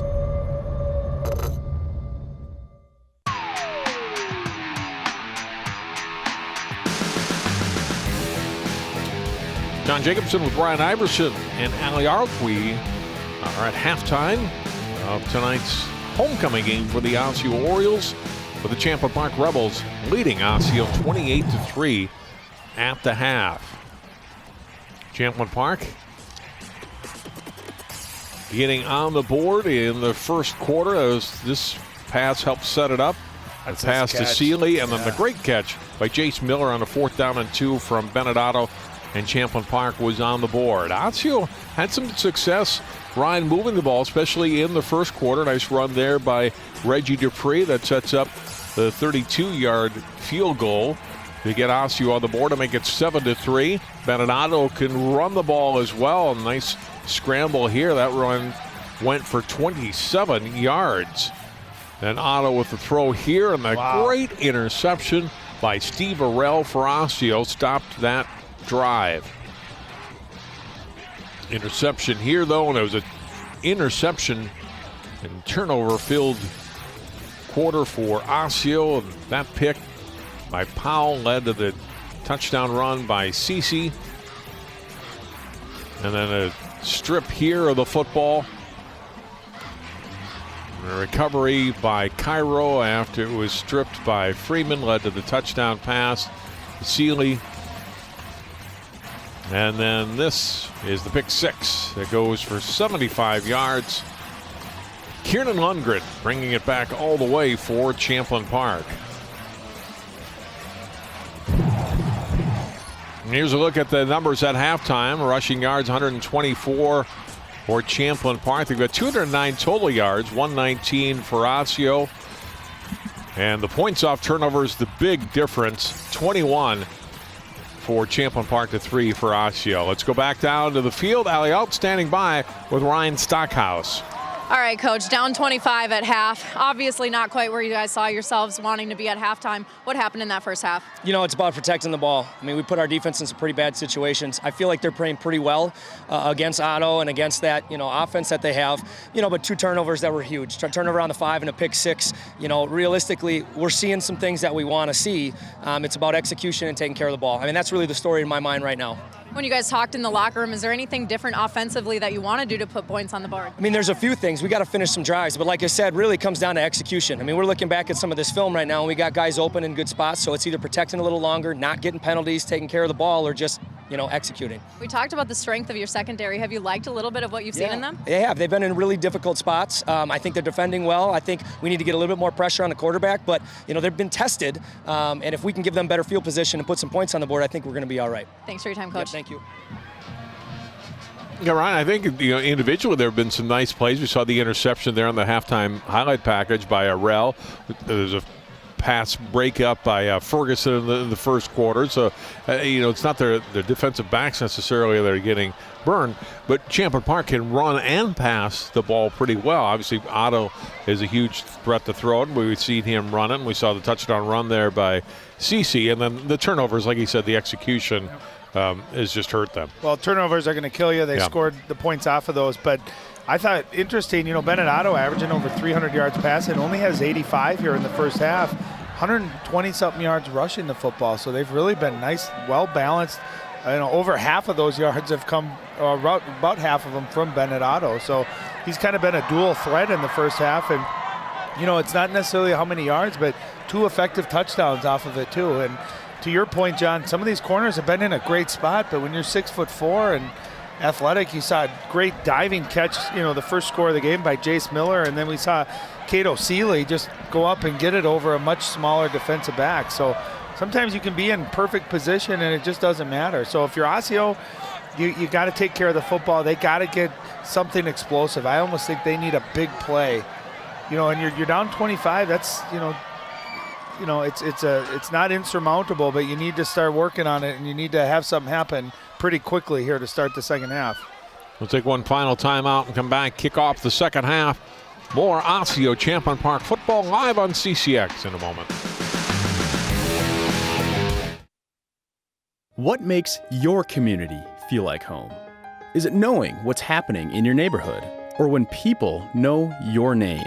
Connections make us a community. For more than 30 years, Northwest Community Television has connected citizens, neighbors, even sports fans through video. As life gets busier than ever, we will still offer you a connected community experience through CCX Media, so you can stay connected to the place you call home.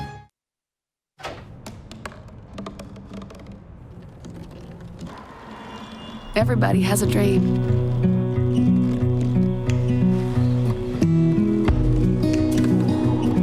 Mine was to see the ocean. And with a little help, I made it.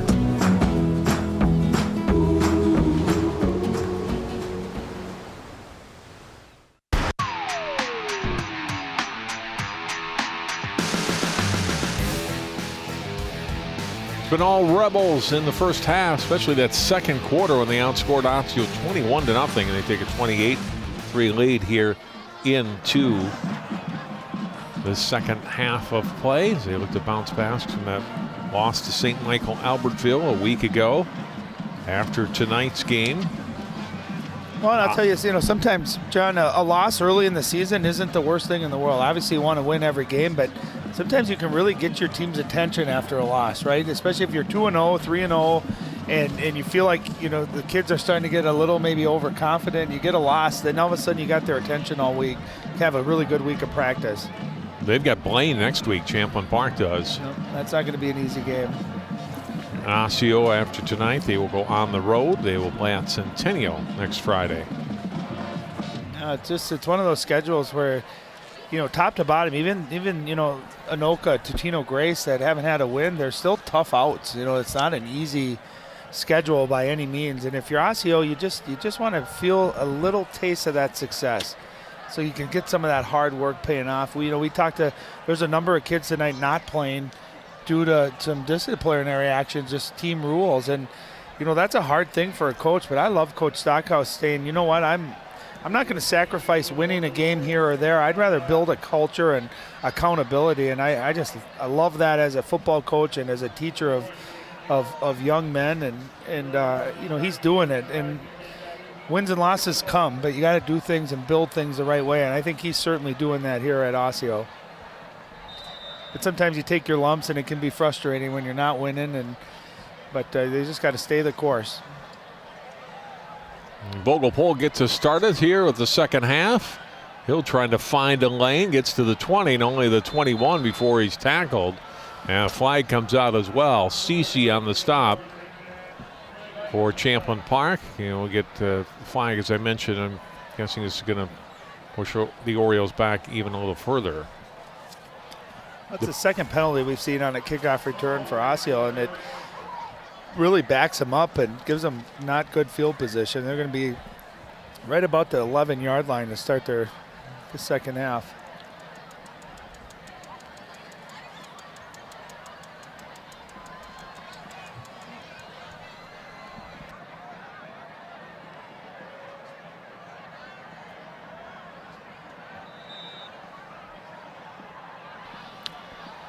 First down and 10.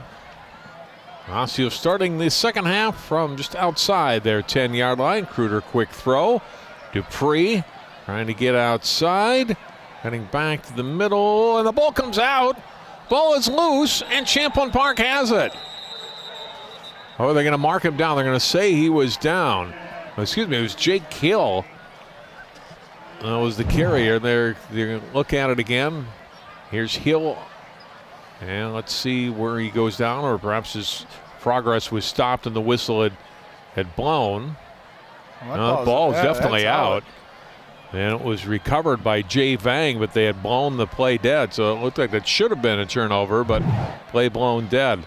And a face mask here on Champlin Park, so that would have negated it anyway. So let's go down to Allie. She's got an injury report for us. Yeah, guys, I talked to Stockhouse after our interview and quick checked in on Rick Grant. He is out for the remainder of this game. Checked to see Ethan Q stepping in at halfback position. Also a guy named Robert. Couldn't find him on the roster. At linebacker, which Grant also played, expect to see Jack Johnson. And at punter, expect to see sophomore, a guy named Tyson. Also couldn't find him on the roster, guys.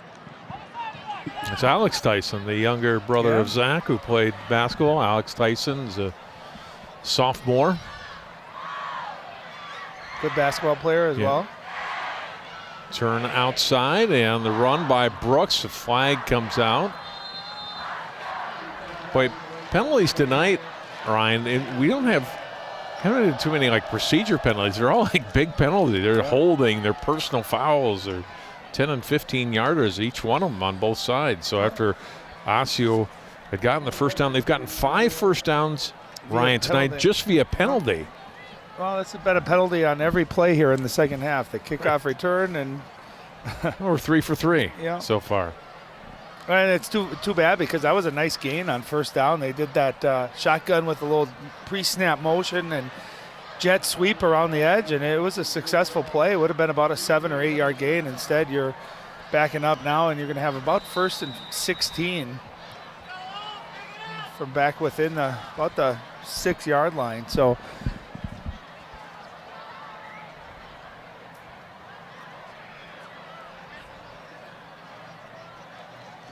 Well, pitch, and it's Dupree to the 10-yard line, to the 15, gets to the 16-yard line.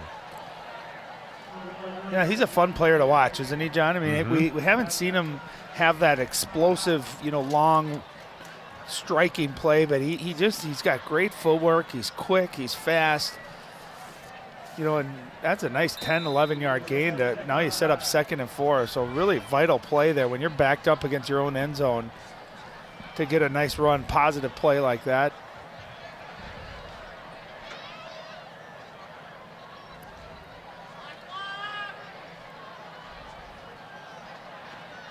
Low snap, but handled. And the handoff to Dupree, who gets just a yard this time. The Rebels reading that and making the stop after a gain of 1. Hayden Carr among those on the stop for the Rebels. 3rd down and 1 for Osseo.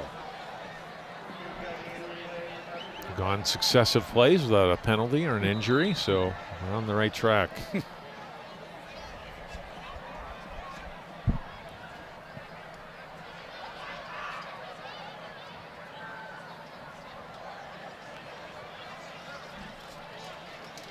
Third and 1, Osseo from their 19.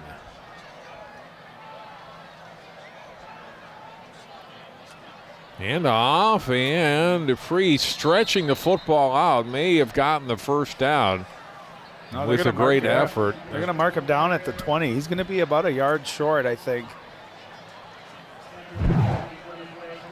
Nice contact here right at the line of scrimmage.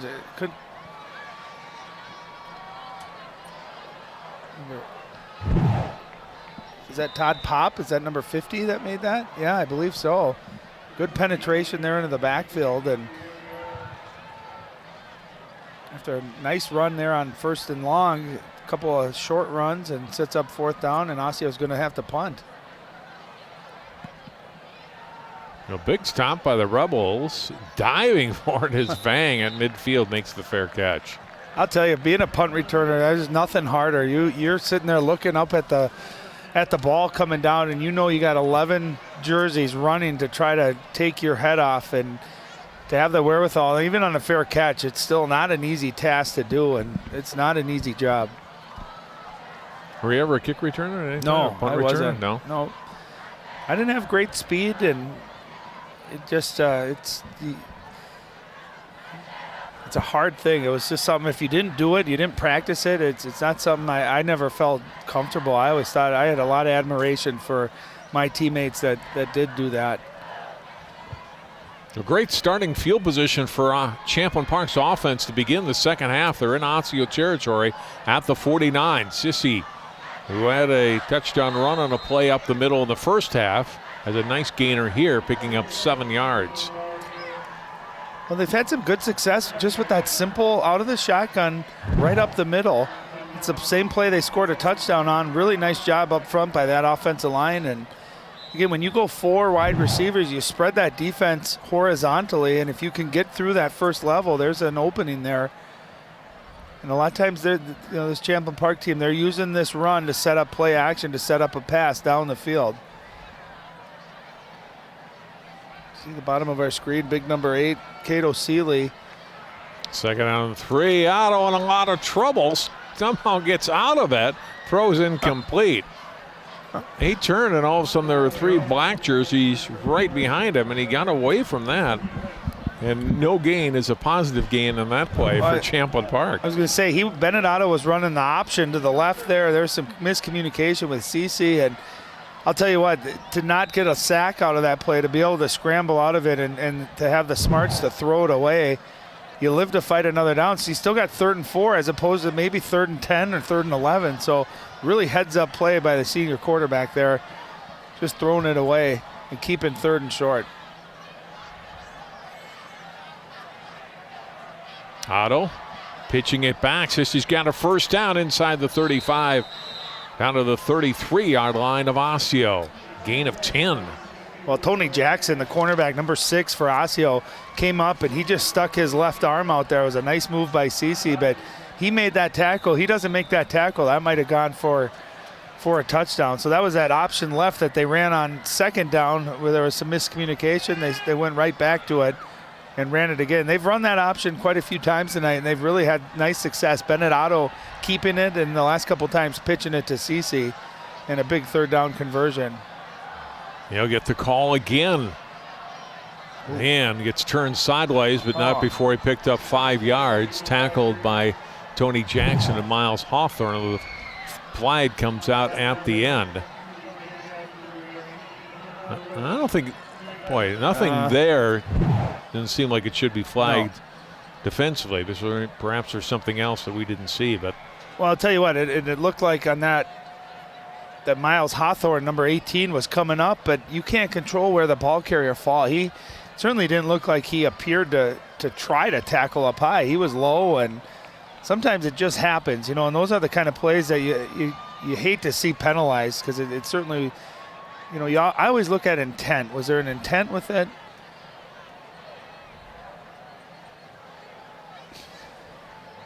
hit to the head. I don't know that there was one. Oh, let me pick it again.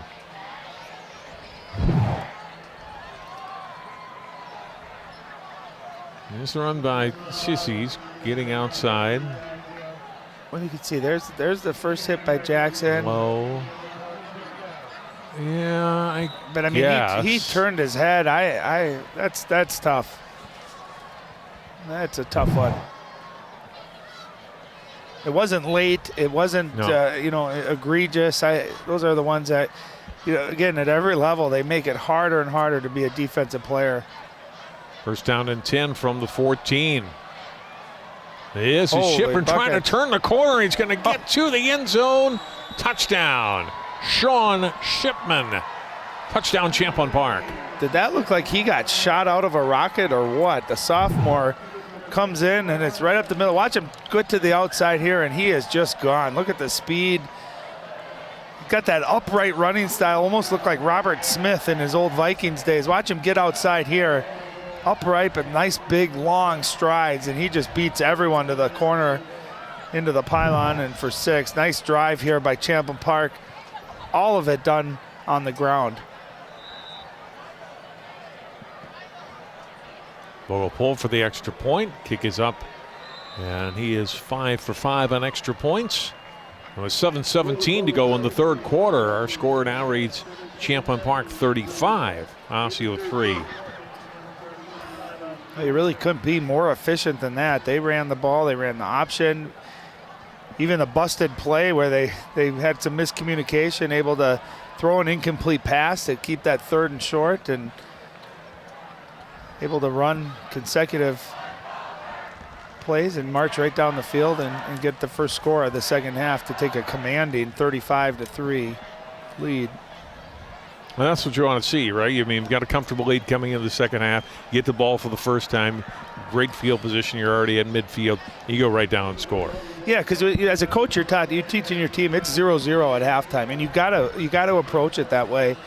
You know, if you're going to play, you're going to play hard and you're going to compete. And you know, I wouldn't be surprised to see in the next couple drives maybe to see a different quarterback, a different running back. You know, start getting other guys a chance. But as long as you're in the game, you're playing to dominate. And certainly Champlin Park came out of the locker room with that mindset and marched right down the field. Good kickoffs tonight too, haven't they been? Yeah, Vogelpohl getting another good boot in it. Hill still on his feet and gets out to the 25. Well, Jake Hill's got it. He's very patient on those kickoffs, but I think that is why we've seen some more of those holding plays on the kickoff return, right? Because it's a little bit slower. You got to hold your block a little bit longer.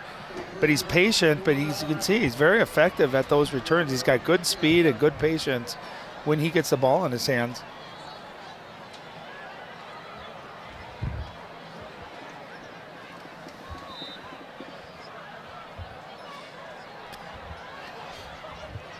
Wayzata has come back. They have tied Eden Prairie at 21 in the fourth quarter at Wayzata tonight. Handoff. This is Dupree, and he's hit at the 30 and driven back. And again, it's Lewis Powell on the stop. Boy, number 43 has been active tonight in white and navy. Yeah, interception, a number of hard tackles, and some body slams. He's just, you find the ball carrier or where that ball's going, you're going to see number 43 around it. You know, I think you know, we talked to them. I mean, they have a bunch of really good linebackers that, you know, Reed Nelson as well. They all just run to the ball, and Lamberty, of course, too. You got great running backs that are smart, that are tough, fast. Makes it hard to run against them, and they cover the pass extremely well, too. Dupree gets the carry again, and 2 rushes, though, gain them a first down. Yeah, Dupree's going to end up, you know, we saw him in the first game against Maple Grove. He didn't get a ton of carries that game. You know, we saw a lot of Samajay Hitchcock getting the ball that game, but tonight Dupree's gotten the carries. He's going to end up with some pretty good numbers. 77 yards unofficially on 17 carries for him. Got more that he's going to add to the total here, 11 more. And another first down. Reggie Dupree moving in closer to 100 yards on the ground. They've been effective with that play tonight when they fake that jet sweep and then hand it off. And I like Dupree spinning, fighting. That's what you want to see. Regardless of what the score is, you got kids that are fighting their tails off, trying to get that extra yard or two. And those are the kind of efforts that you could live with all day long. Brooks makes a tackle outside, cuts it back, and he's into Champlin Park territory and down to the 44-yard line. I'll tell you, nice job just making something positive there. He had to break about 3 or 4 tackles.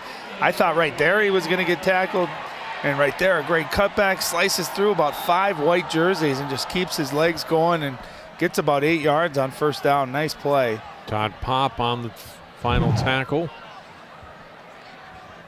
2nd and 2 from the 44.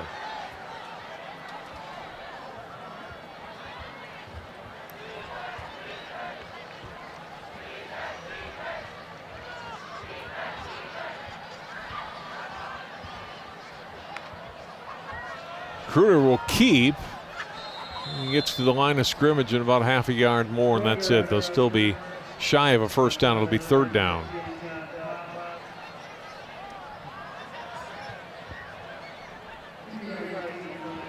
I got more than I thought.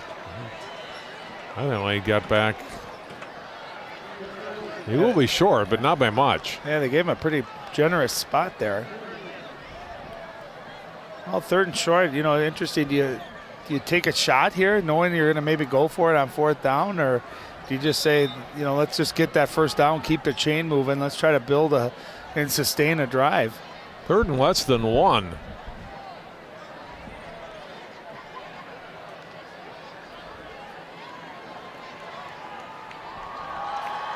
This is where that play action might be come in handy here, because you know Champlin Park's probably, they're going to go QB sneak here. Oh, and I don't know if he got it. Big push in the middle of the line by Pop to move the ball back and move that line back right in the middle and not allow Kruder to get any yardage. Yeah, you're taught as a defensive player, you know, if you can just jam the A gap. So the A gaps are between the center and both guards, because normally that's where that QB sneak goes. If you can kind of slant in that way, sometimes you can get penetration into the backfield, hit that quarterback, and then you need some of your outside guys to really crash in, and that's exactly what Champlin did there. Won't be surprised to see Osseo try it again, and as a quarterback, sometimes you adjust. You need to go through a different hole when you do a quarterback sneak to find that first down. 4th down and inches now. Oh. And Dupree's going to have to work for this one to get to the sticks. What an effort. The flag comes out. Tackled. I think they're going to get a face mask. I think they might. Evolucha on the tackle for Champlin Park. This may be flagged regardless of he made the line to gain or not, or the first down marker, I should say. What an effort, just knowing on 4th down where that marker is, doing everything you possibly can to get that first down. That's the kind of play that teammates and coaches love to see. They get a horse collar, maybe it was. It's a first down for Osseo. Via penalty again. 6th one tonight. I thought right there he was done, but look at Dupree just quickly getting to the outside, and face mask and a horse. The bonus penalty. Yeah. Was that the 6th penalty that's given him a first down here tonight? First and 10, Orioles from the Rebels 27.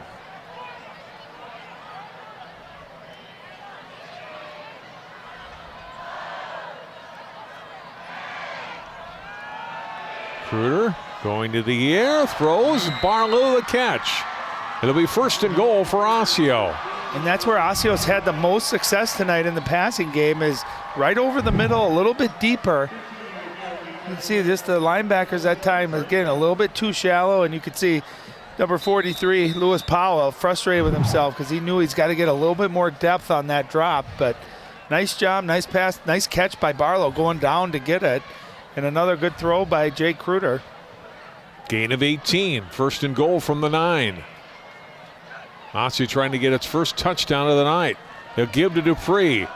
Right side, and he dives forward to the 6 to pick up a 3.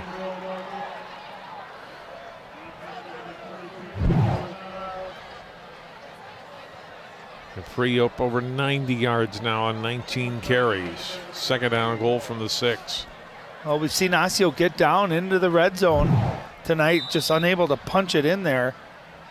Let's see if they're able. 2nd and goal, 6 yards to go. Let's see if they're able to capitalize on this momentum. They've had a great drive. A couple penalties that they've gotten first downs, a couple of nice runs, a good throw by Kruder. See if they can punch it in for 6. Kruder looks left, and the ball dropped by Dupree, incomplete. I got to tell you, John, if he catches that, I think he walks into the end zone. That time they had the receivers running off the defensive backs, and there was nothing but green for Dupree. Look at right there. You could see he could walk into the end zone.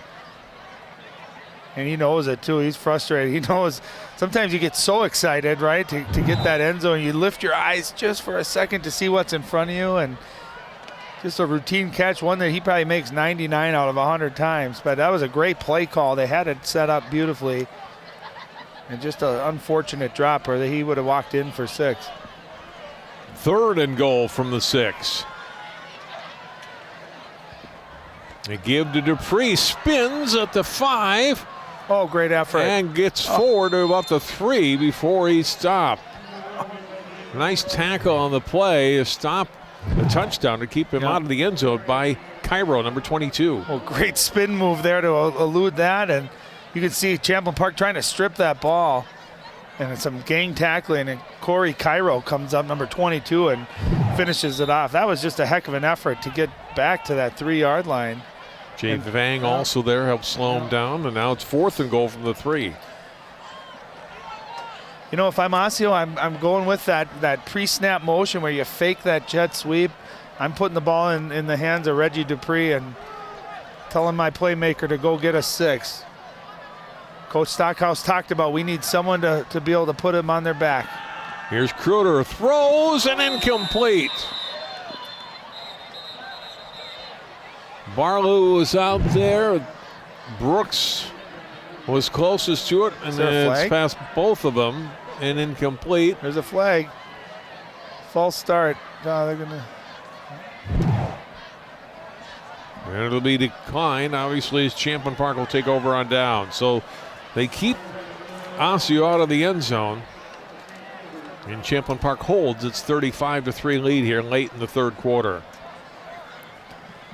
Well, Centennial just getting a 53-yard touchdown on 4th and 3 and getting a 2-point conversion. They lead St. Michael Albertville 15-14 with 4 minutes left. That would be a big win for Centennial. They're 2-0 in the league play, going on the road. St. Michael Albertville opening a brand new stadium too at our high school, and that would be a big win for Centennial. How is the stadium? It's phenomenal. Yeah. It's got the turf, and eventually it'll have a dome in it for the winter time, and the big screen TV in it. It's a really phenomenal facility.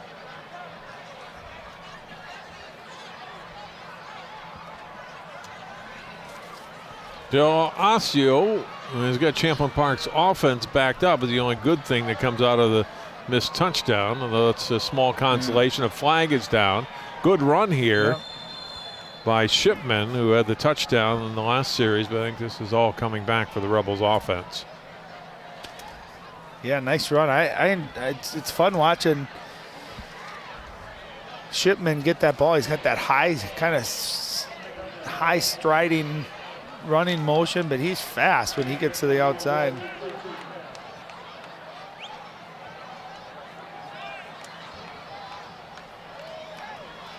Our 16th penalty of the night. And if it weren't for the fact that Champlin Park, Ryan, was backed up inside its 5, it would be the 15th penalty that were 10 yards or more. Yeah, like you said, all big Crazy. penalties. But you can see Jace Miller, number 4 at quarterback, so Bennett Otto probably done for the remainder of the night. Jace Miller already catching a touchdown pass in the 1st quarter and now getting some snaps at quarterback. I love that. Yeah, love that call. I really do. It's when you're backed up by your end zone like that, you see so many bad things happen. If you go for a shotgun or a toss or something like that, that way you take all chances of a negative play away, and sometimes you can surprise a defense. And he was able to pick up 5 yards there just by running the QB sneak, and that's going to lead us to the end of the 3rd quarter. 1 quarter to go tonight at Osseo. Our score, Champlin Park 35, Osseo 3. The 4th quarter coming up next live on CCX. I got some Oxy after I hurt my neck. First, I took them to feel better. Then, I just kept taking them. I didn't know they'd be this addictive. I didn't know how far I'd go to get more.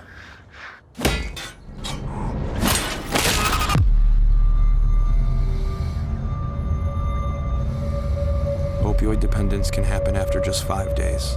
Know the truth, spread the truth.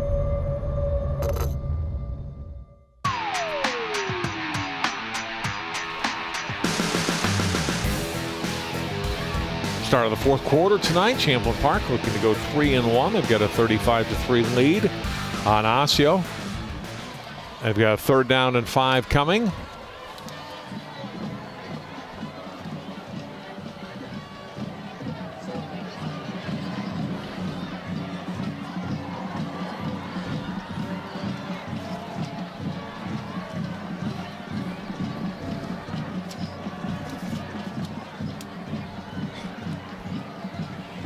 Wayzata and Eden Prairie tied at 28. 4 minutes to go in that one at Wayzata. Oh, Wayzata's really bounced back nicely. They've been down for probably 4 of the last 5 years. Really not successful as far as wins and losses, but came into tonight 2-1 and really probably should have won the game at Minnetonka. I was at that one. I thought they were the better team most of the night. Came up short. Now trying to going head-to-head with the defending state champions from Eden Prairie. And a first down run on that play by Shipman as he gains the necessary yardage to go. Well, you can tell Champlin Park came into the game with an idea that we could run the football, that we could control the line of scrimmage. And again, for averaging over 300 passing yards tonight, they've really been more effective running the football in a variety of different ways. We've seen the option and sweeps outside, but here they've had a long touchdown run up the middle and some success again running between the tackles. You wouldn't think they're going to throw the ball too much going forward the rest of the way here tonight. I think you get the Shipman there and he gains 5 more yards. No, obviously no need to throw. You're winning. You don't want to necessarily take chances that you don't have, but you also have another quarterback in there, so you maybe want to give him a couple of game throws just to get him that experience. Shipman again, gain a couple of yards out to the 22. I know they like some of their young backs, and Shipman is one of them, who is a sophomore, and Terrence Kamara, who's out hurt tonight, a sophomore, and came in as their 3rd leading rusher, not playing this evening, but so it's nice to have the players that are going to be within your program a couple more years.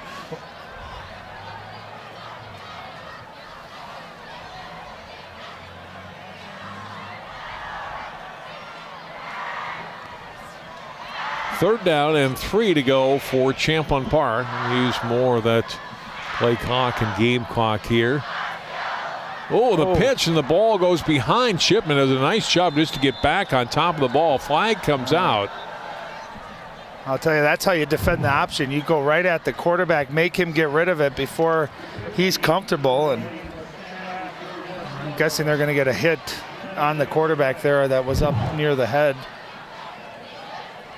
Are we going to flag anything that's close to the head now, Ryan? Yeah, come on. Man. I got to see that one again. Maybe I'm wrong. We'll look at it.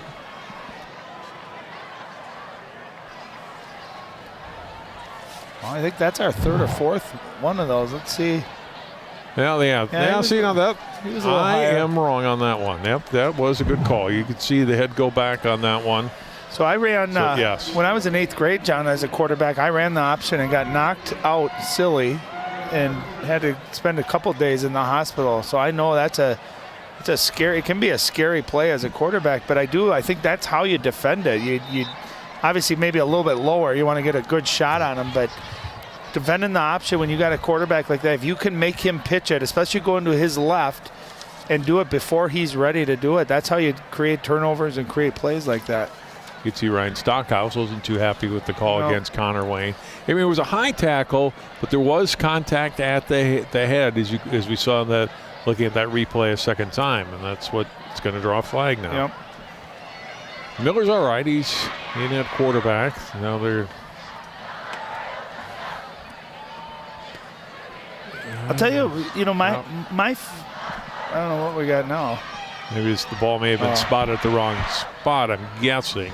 My feeling for flagging those kinds of plays, and I know it's hard to always judge intent, but you can kind of tell when someone, a late hit, right? We saw one of those earlier, and I completely agreed with that. But, some of these it is a physical game, and I love that we're trying to get it safe and take care and protect our players. But number one, it feels like it's completely swayed in the favor of the offensive player. And number two is sometimes the plays are going to happen. You're going to have contact around the head, especially when an offensive player is lowering or ducking, things like that. So I'd like to just somehow include intent in how they can call these. All right, we've moved it twice and settled in now on a line of scrimmage. 26-yard line for Champlin Park. Miller will roll out, throw, and gets the completion. The T with the catch. Had one catch in the first half from Otto. And this one picks up 6 yards. Joe Miller gets his first completion.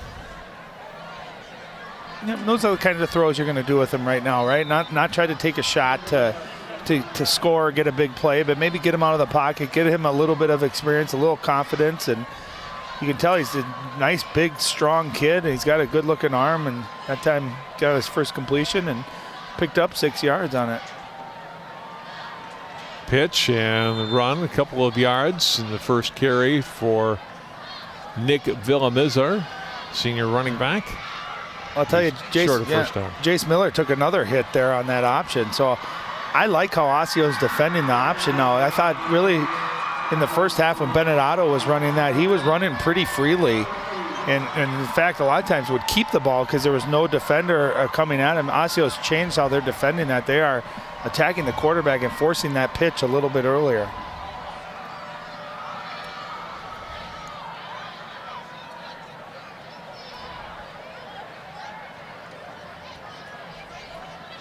Third and 2. Miller going long and incomplete. Intended receiver Seeley. Cato Seeley's the guy I want to talk about, number 8 there. He had a touchdown catch earlier. Nick Keenan telling us that he was a guy that didn't play football last year. He wanted to get more athletes out. He was a basketball only guy. We saw him on the court last winter for the Rebels basketball team.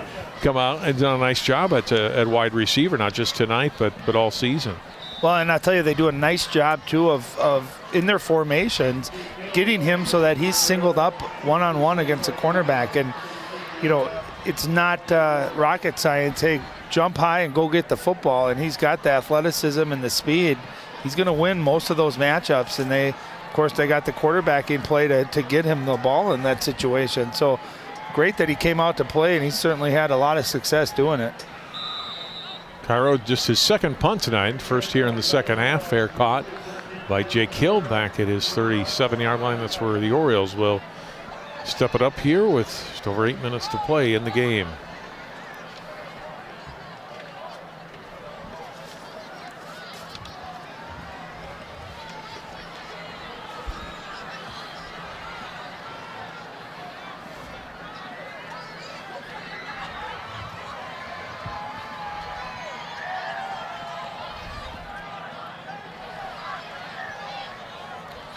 Maple Grove trailing Burnsville late 17-7. Wow.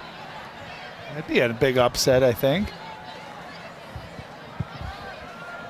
And the run, and it goes to Dupree. Now the one positive for Evan Hall, he's not going to see it that way if they lose the game.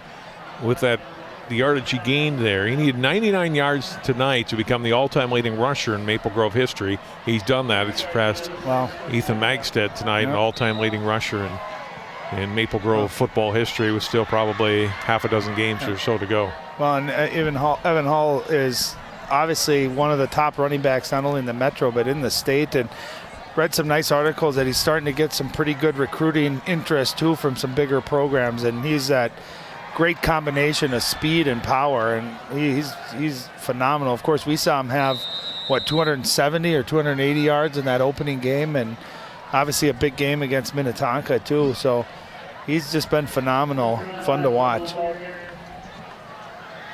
Gain of 1 that time for Brooks. 3rd and 7 coming up for Osseo.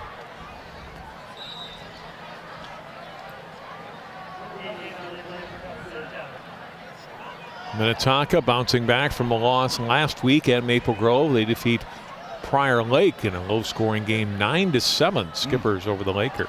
We talk about a tough division too. Is that group, right? Right, that's a tough Minnetonka, district. Wayzata, Edina, Eden Prairie. You get Prior Lake and play action on 3rd down. Kruger throwing, completes to Barlow and down to the Champlin Park 40-yard line, and a pickup of 21. Well, that play's been there all night long, John. It's that little play action and that kind of the deep, almost crossing pattern, if you will, over the middle of the field. And it's a throw that Jake Kruger is comfortable with, and he gets just enough loft on that again to get it over the linebackers.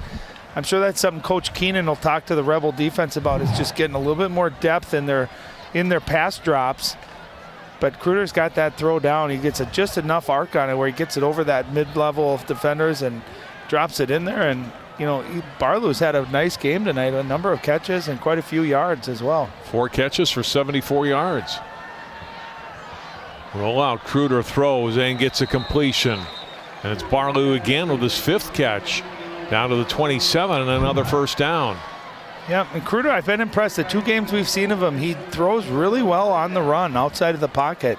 That's not an easy throw there as a right-handed quarterback rolling out to your left, and underthrew it just a little bit, but a nice job by Barlow going down to get that, and 2 big passing plays and 2 first downs. And again, another nice drive by the Osseo offense with the question mark of can they punch it in here and finish off a drive.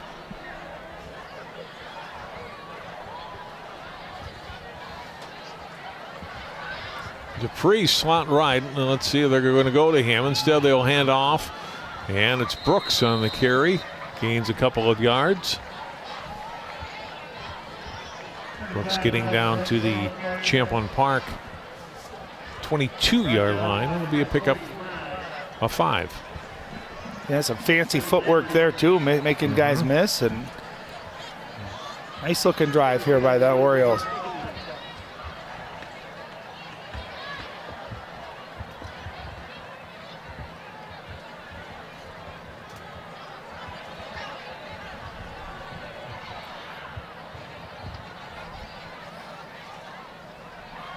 Dupree in motion. He'll get the little toss from Kruger and runs outside and slamming the ground. Charles Lewis, 6 foot, 220-pound defensive lineman, making the stop.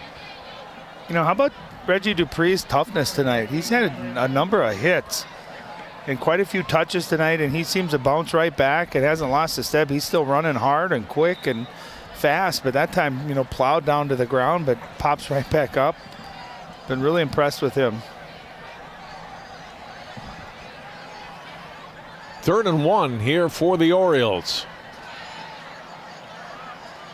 Good hand off, and Lewis hit fairly close to the line of scrimmage. Let's see where they mark this one. Avalucha on the stop for the Rebels. It'll be 4th down. He didn't quite make it. Well, let's see. Last time Osseo went to the quarterback sneak out of this. Let's see if they go back to that, or if they try to get the ball outside, where they've had some pretty good success here on this drive.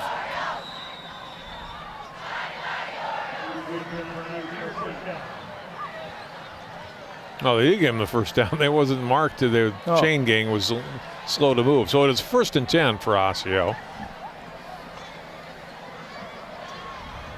And they've got it at the 16 of Champlin Park. They're going to get 6 here. Off to the end zone and overthrown. Hill, the intended receiver. 2nd down and 10. No, nice play design there. They faked the quick, trying to get Champlin Park's secondary to kind of jump up on that and try to go over the top to Jake Hill, and looked like he might have slipped a little bit, but they had the play. Number 2 that time for Champlin Park, Shinos slipped also, so if the throw would have been there, I think that might have gone for 6. Really nice play design, just didn't quite execute on it. 2nd down and rollout for Kruger. Throwing and a completion down to the 5 and a nice grab. Catch by Hill down at the 5. It's 1st and goal for Osseo. Yeah, I thought he was going to throw that short to Dupree, but he made a great decision. And again, just over the outstretched first level of defense there by Champlin Park. And Jake Hill does a nice job. Watch him keep his hands on this as he hits the ground there. You got to have strong hands to do that. Nice job. And it's going to set up 1st and goal. And, you know, Coach Stockhouse tonight hasn't had a whole lot of things to build on and positivity, but this has been a really nice drive, and they've converted it a nice balance and mix of run and pass. Let's see if they can't just punch it in here and finish a drive off. Throw to the end zone, and it's intercepted. The 2nd pick tonight for Kieran Lundgren. Lundgren, just a nice job reading that ball, and you got a right-handed quarterback rolling left, and that's a hard throw. That was a lot of traffic in that area. You had 2 receivers within a couple of yards of each other and 3 or 4 white jerseys, and I'll tell you what, that is a deflating feeling for an offense. When you march down the whole length of the field, you put a really good drive together, and then you get an interception in the end zone.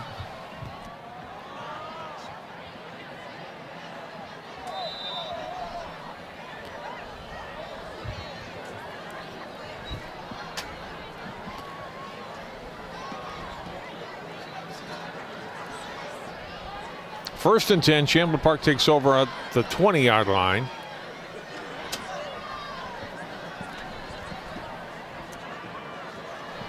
.311 to go. And the handoff, a gain of a couple of yards. Villamizar. He's 3 yards out to the 23-yard line. Brought down by number 22 now, it's Johnson. Eden Prairie, a late score, now up 35-28 on Wayzata. Eagles. Oh, sorry, John. I'm not supposed to be a cheerer. I apologize. I lost. Jordan Davis is in at quarterback now for Champlin Park, number 9. Well, Mizar, the ball carrier, and he fights his way to the 30-yard line and should have enough for the first down. That has gone final. The Eagles win it over the Trojans. Ryan, you can do the fight song if you'd like. Well, I'll tell you what, in all honesty, I think this is a year, and even Coach Grant might agree, is that I think they're down a little bit. I think they're vulnerable. Not that they can't go on a run, and it's so well coached and always put in good positions there, but this is a year, if you're going to get them, I think it's this year. And Lakeville North certainly, showed that in the second week of the season, and anything can happen. We'll see Lakeville North in a couple of weeks at Maple Grove. And the ball on the ground. Davis at Villamizar. Fumble on the exchange. And it's Osseo football. Well, the first turnover of the night for Champlin Park, and Osseo's going to get a short field.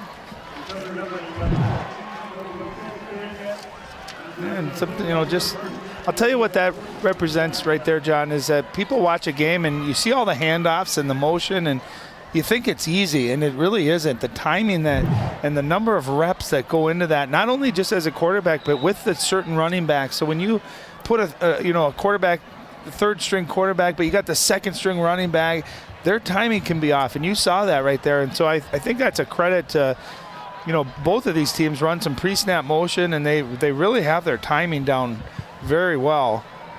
And that's what can happen when you just off by a half a second. Kruger's throw incomplete, trying to hit Roman Check, junior wide receiver number 3. That's 2nd down and 10. The Maple Grove loses tonight, Ryan, to Burnsville at home, 17-7. Unbelievable. And they've got their next 2 games, Eden Prairie and Lakeville North for the Crimson.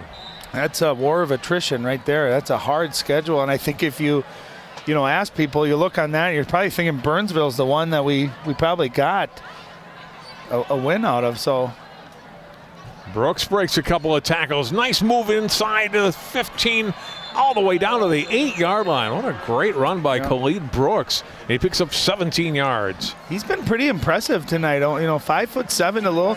Doesn't have great height, but you can see how fast and shifty he is too. And him and Reggie Dupree both just got great moves. They make guys miss, and a nice cut right there. And they're tough guys too. They're getting hit and tackled hard, but they keep getting up and fighting. Osseo's done a nice job of running the football tonight. They're going to end up with some pretty good rushing yards. First and goal from the 8. They'll give it to Dupree. He gets a couple of yards to the 6-yard line. Before he's stopped. No Link on the tackle, along with Hayden Carr.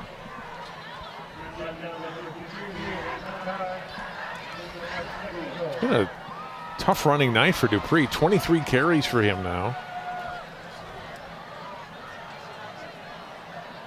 And right at 100 yards. Yeah. 2nd and goal. And generally, when you get a 100-yard rusher, and they've had Brooks with a bunch of yards, you generally that signifies they've had a pretty good night on offense. It's just been the turnovers that have really hurt them. Dupree wrapped up in another tackle. Guess who? Yeah, Lewis Powell. A lot of tackles, especially in the first half. An interception tonight, and came in as a leading tackler and gets another solo tackle here. Well, think about that, 37 tackles in 3 games coming into this. So that's, roughly about 12 tackles per game, and I bet he's had at least that here tonight. Yeah. So He's just, some of those guys just have an instinct for where the ball's going, and then once you get there, it's not a guarantee that you're going to make that tackle. So that was a tackle for loss. Yep. Kruder going to the back of the end zone and incomplete.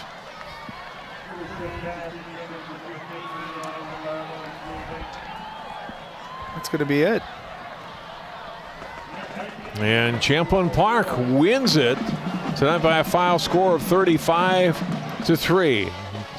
Tough night for the Orioles. Did some things well at times, but in the end couldn't finish drives, and the turnovers in that second quarter really were the big difference in this game, Ryan, between this being a competitive game and Champlin Park pulling away like they did. Well, remember, too, it was 7-3, right? They went for the fake punt on a short field, didn't get it.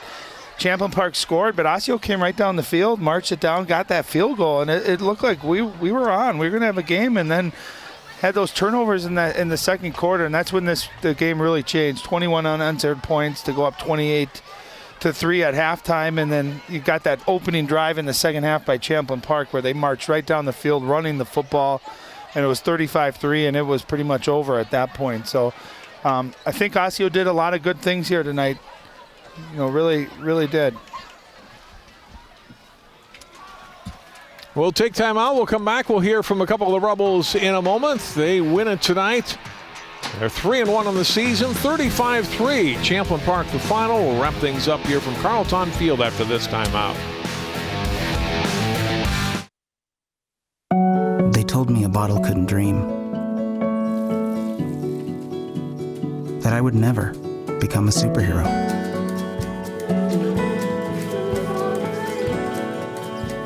But I learned how to fly. Just to come back in a new disguise. And be the hero that I've always wanted to be.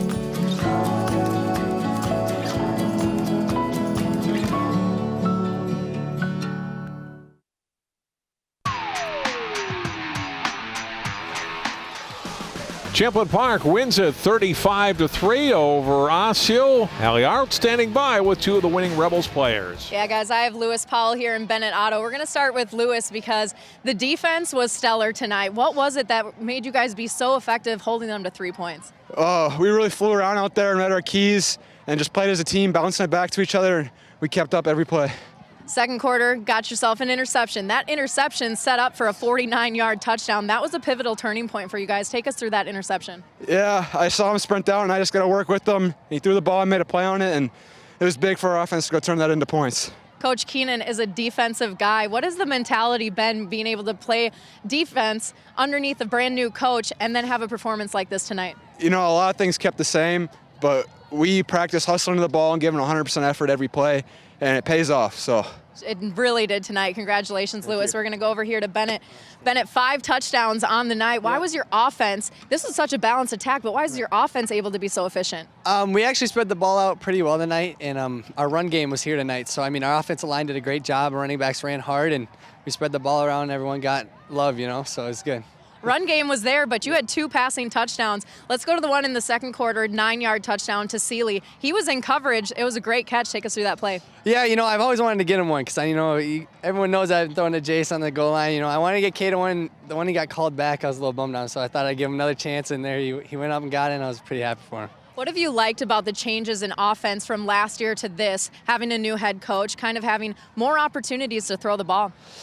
It's kind of stayed the same, but Willie's been fantastic. He gives me the freedom that I need, and I can check plays when I want. So, I really like him. It's been going good. So yeah. You guys are officially halfway through the season now, 3-1 for your team. What does that say about your team moving forward into the second half of the season? It shows that we can bounce back. After that tough loss to St. Michael, we had a good game tonight. So hopefully we can go into homecoming. Blaine will be pretty good, so I'm kind of excited for that game. Congrats on a great performance tonight. Thank you very much. Thanks, Bennett. Guys. All right, thanks, Bennett Otto. A nice job. He missed all of last season. What a weapon to have back as a senior. Got an experienced quarterback and guy who can sling the ball around like he does, run the ball as well as he does, and their offense in good hands. And just a guy that you trust, right? You trust with the ball. You never felt like he was going to to make a bad decision or a bad throw. And we saw tonight the power of turnovers. And if you got a quarterback that is 65% accurate, can make that big throw down the field, but also make that 8-yard throw on 3rd and 6 that you just trust. It's an absolute weapon and an asset at any level, but especially at high school football. Well, that'll do it for our telecast tonight here at Osseo High School. Champlin Park improves to 3-1 on the season. Osseo now 0-4. For Ryan Iverson, Allie Arlt, and all of our great crew, I'm John Jacobson. Our final score again tonight from Osseo High School. Champlin Park 35, Osseo 3.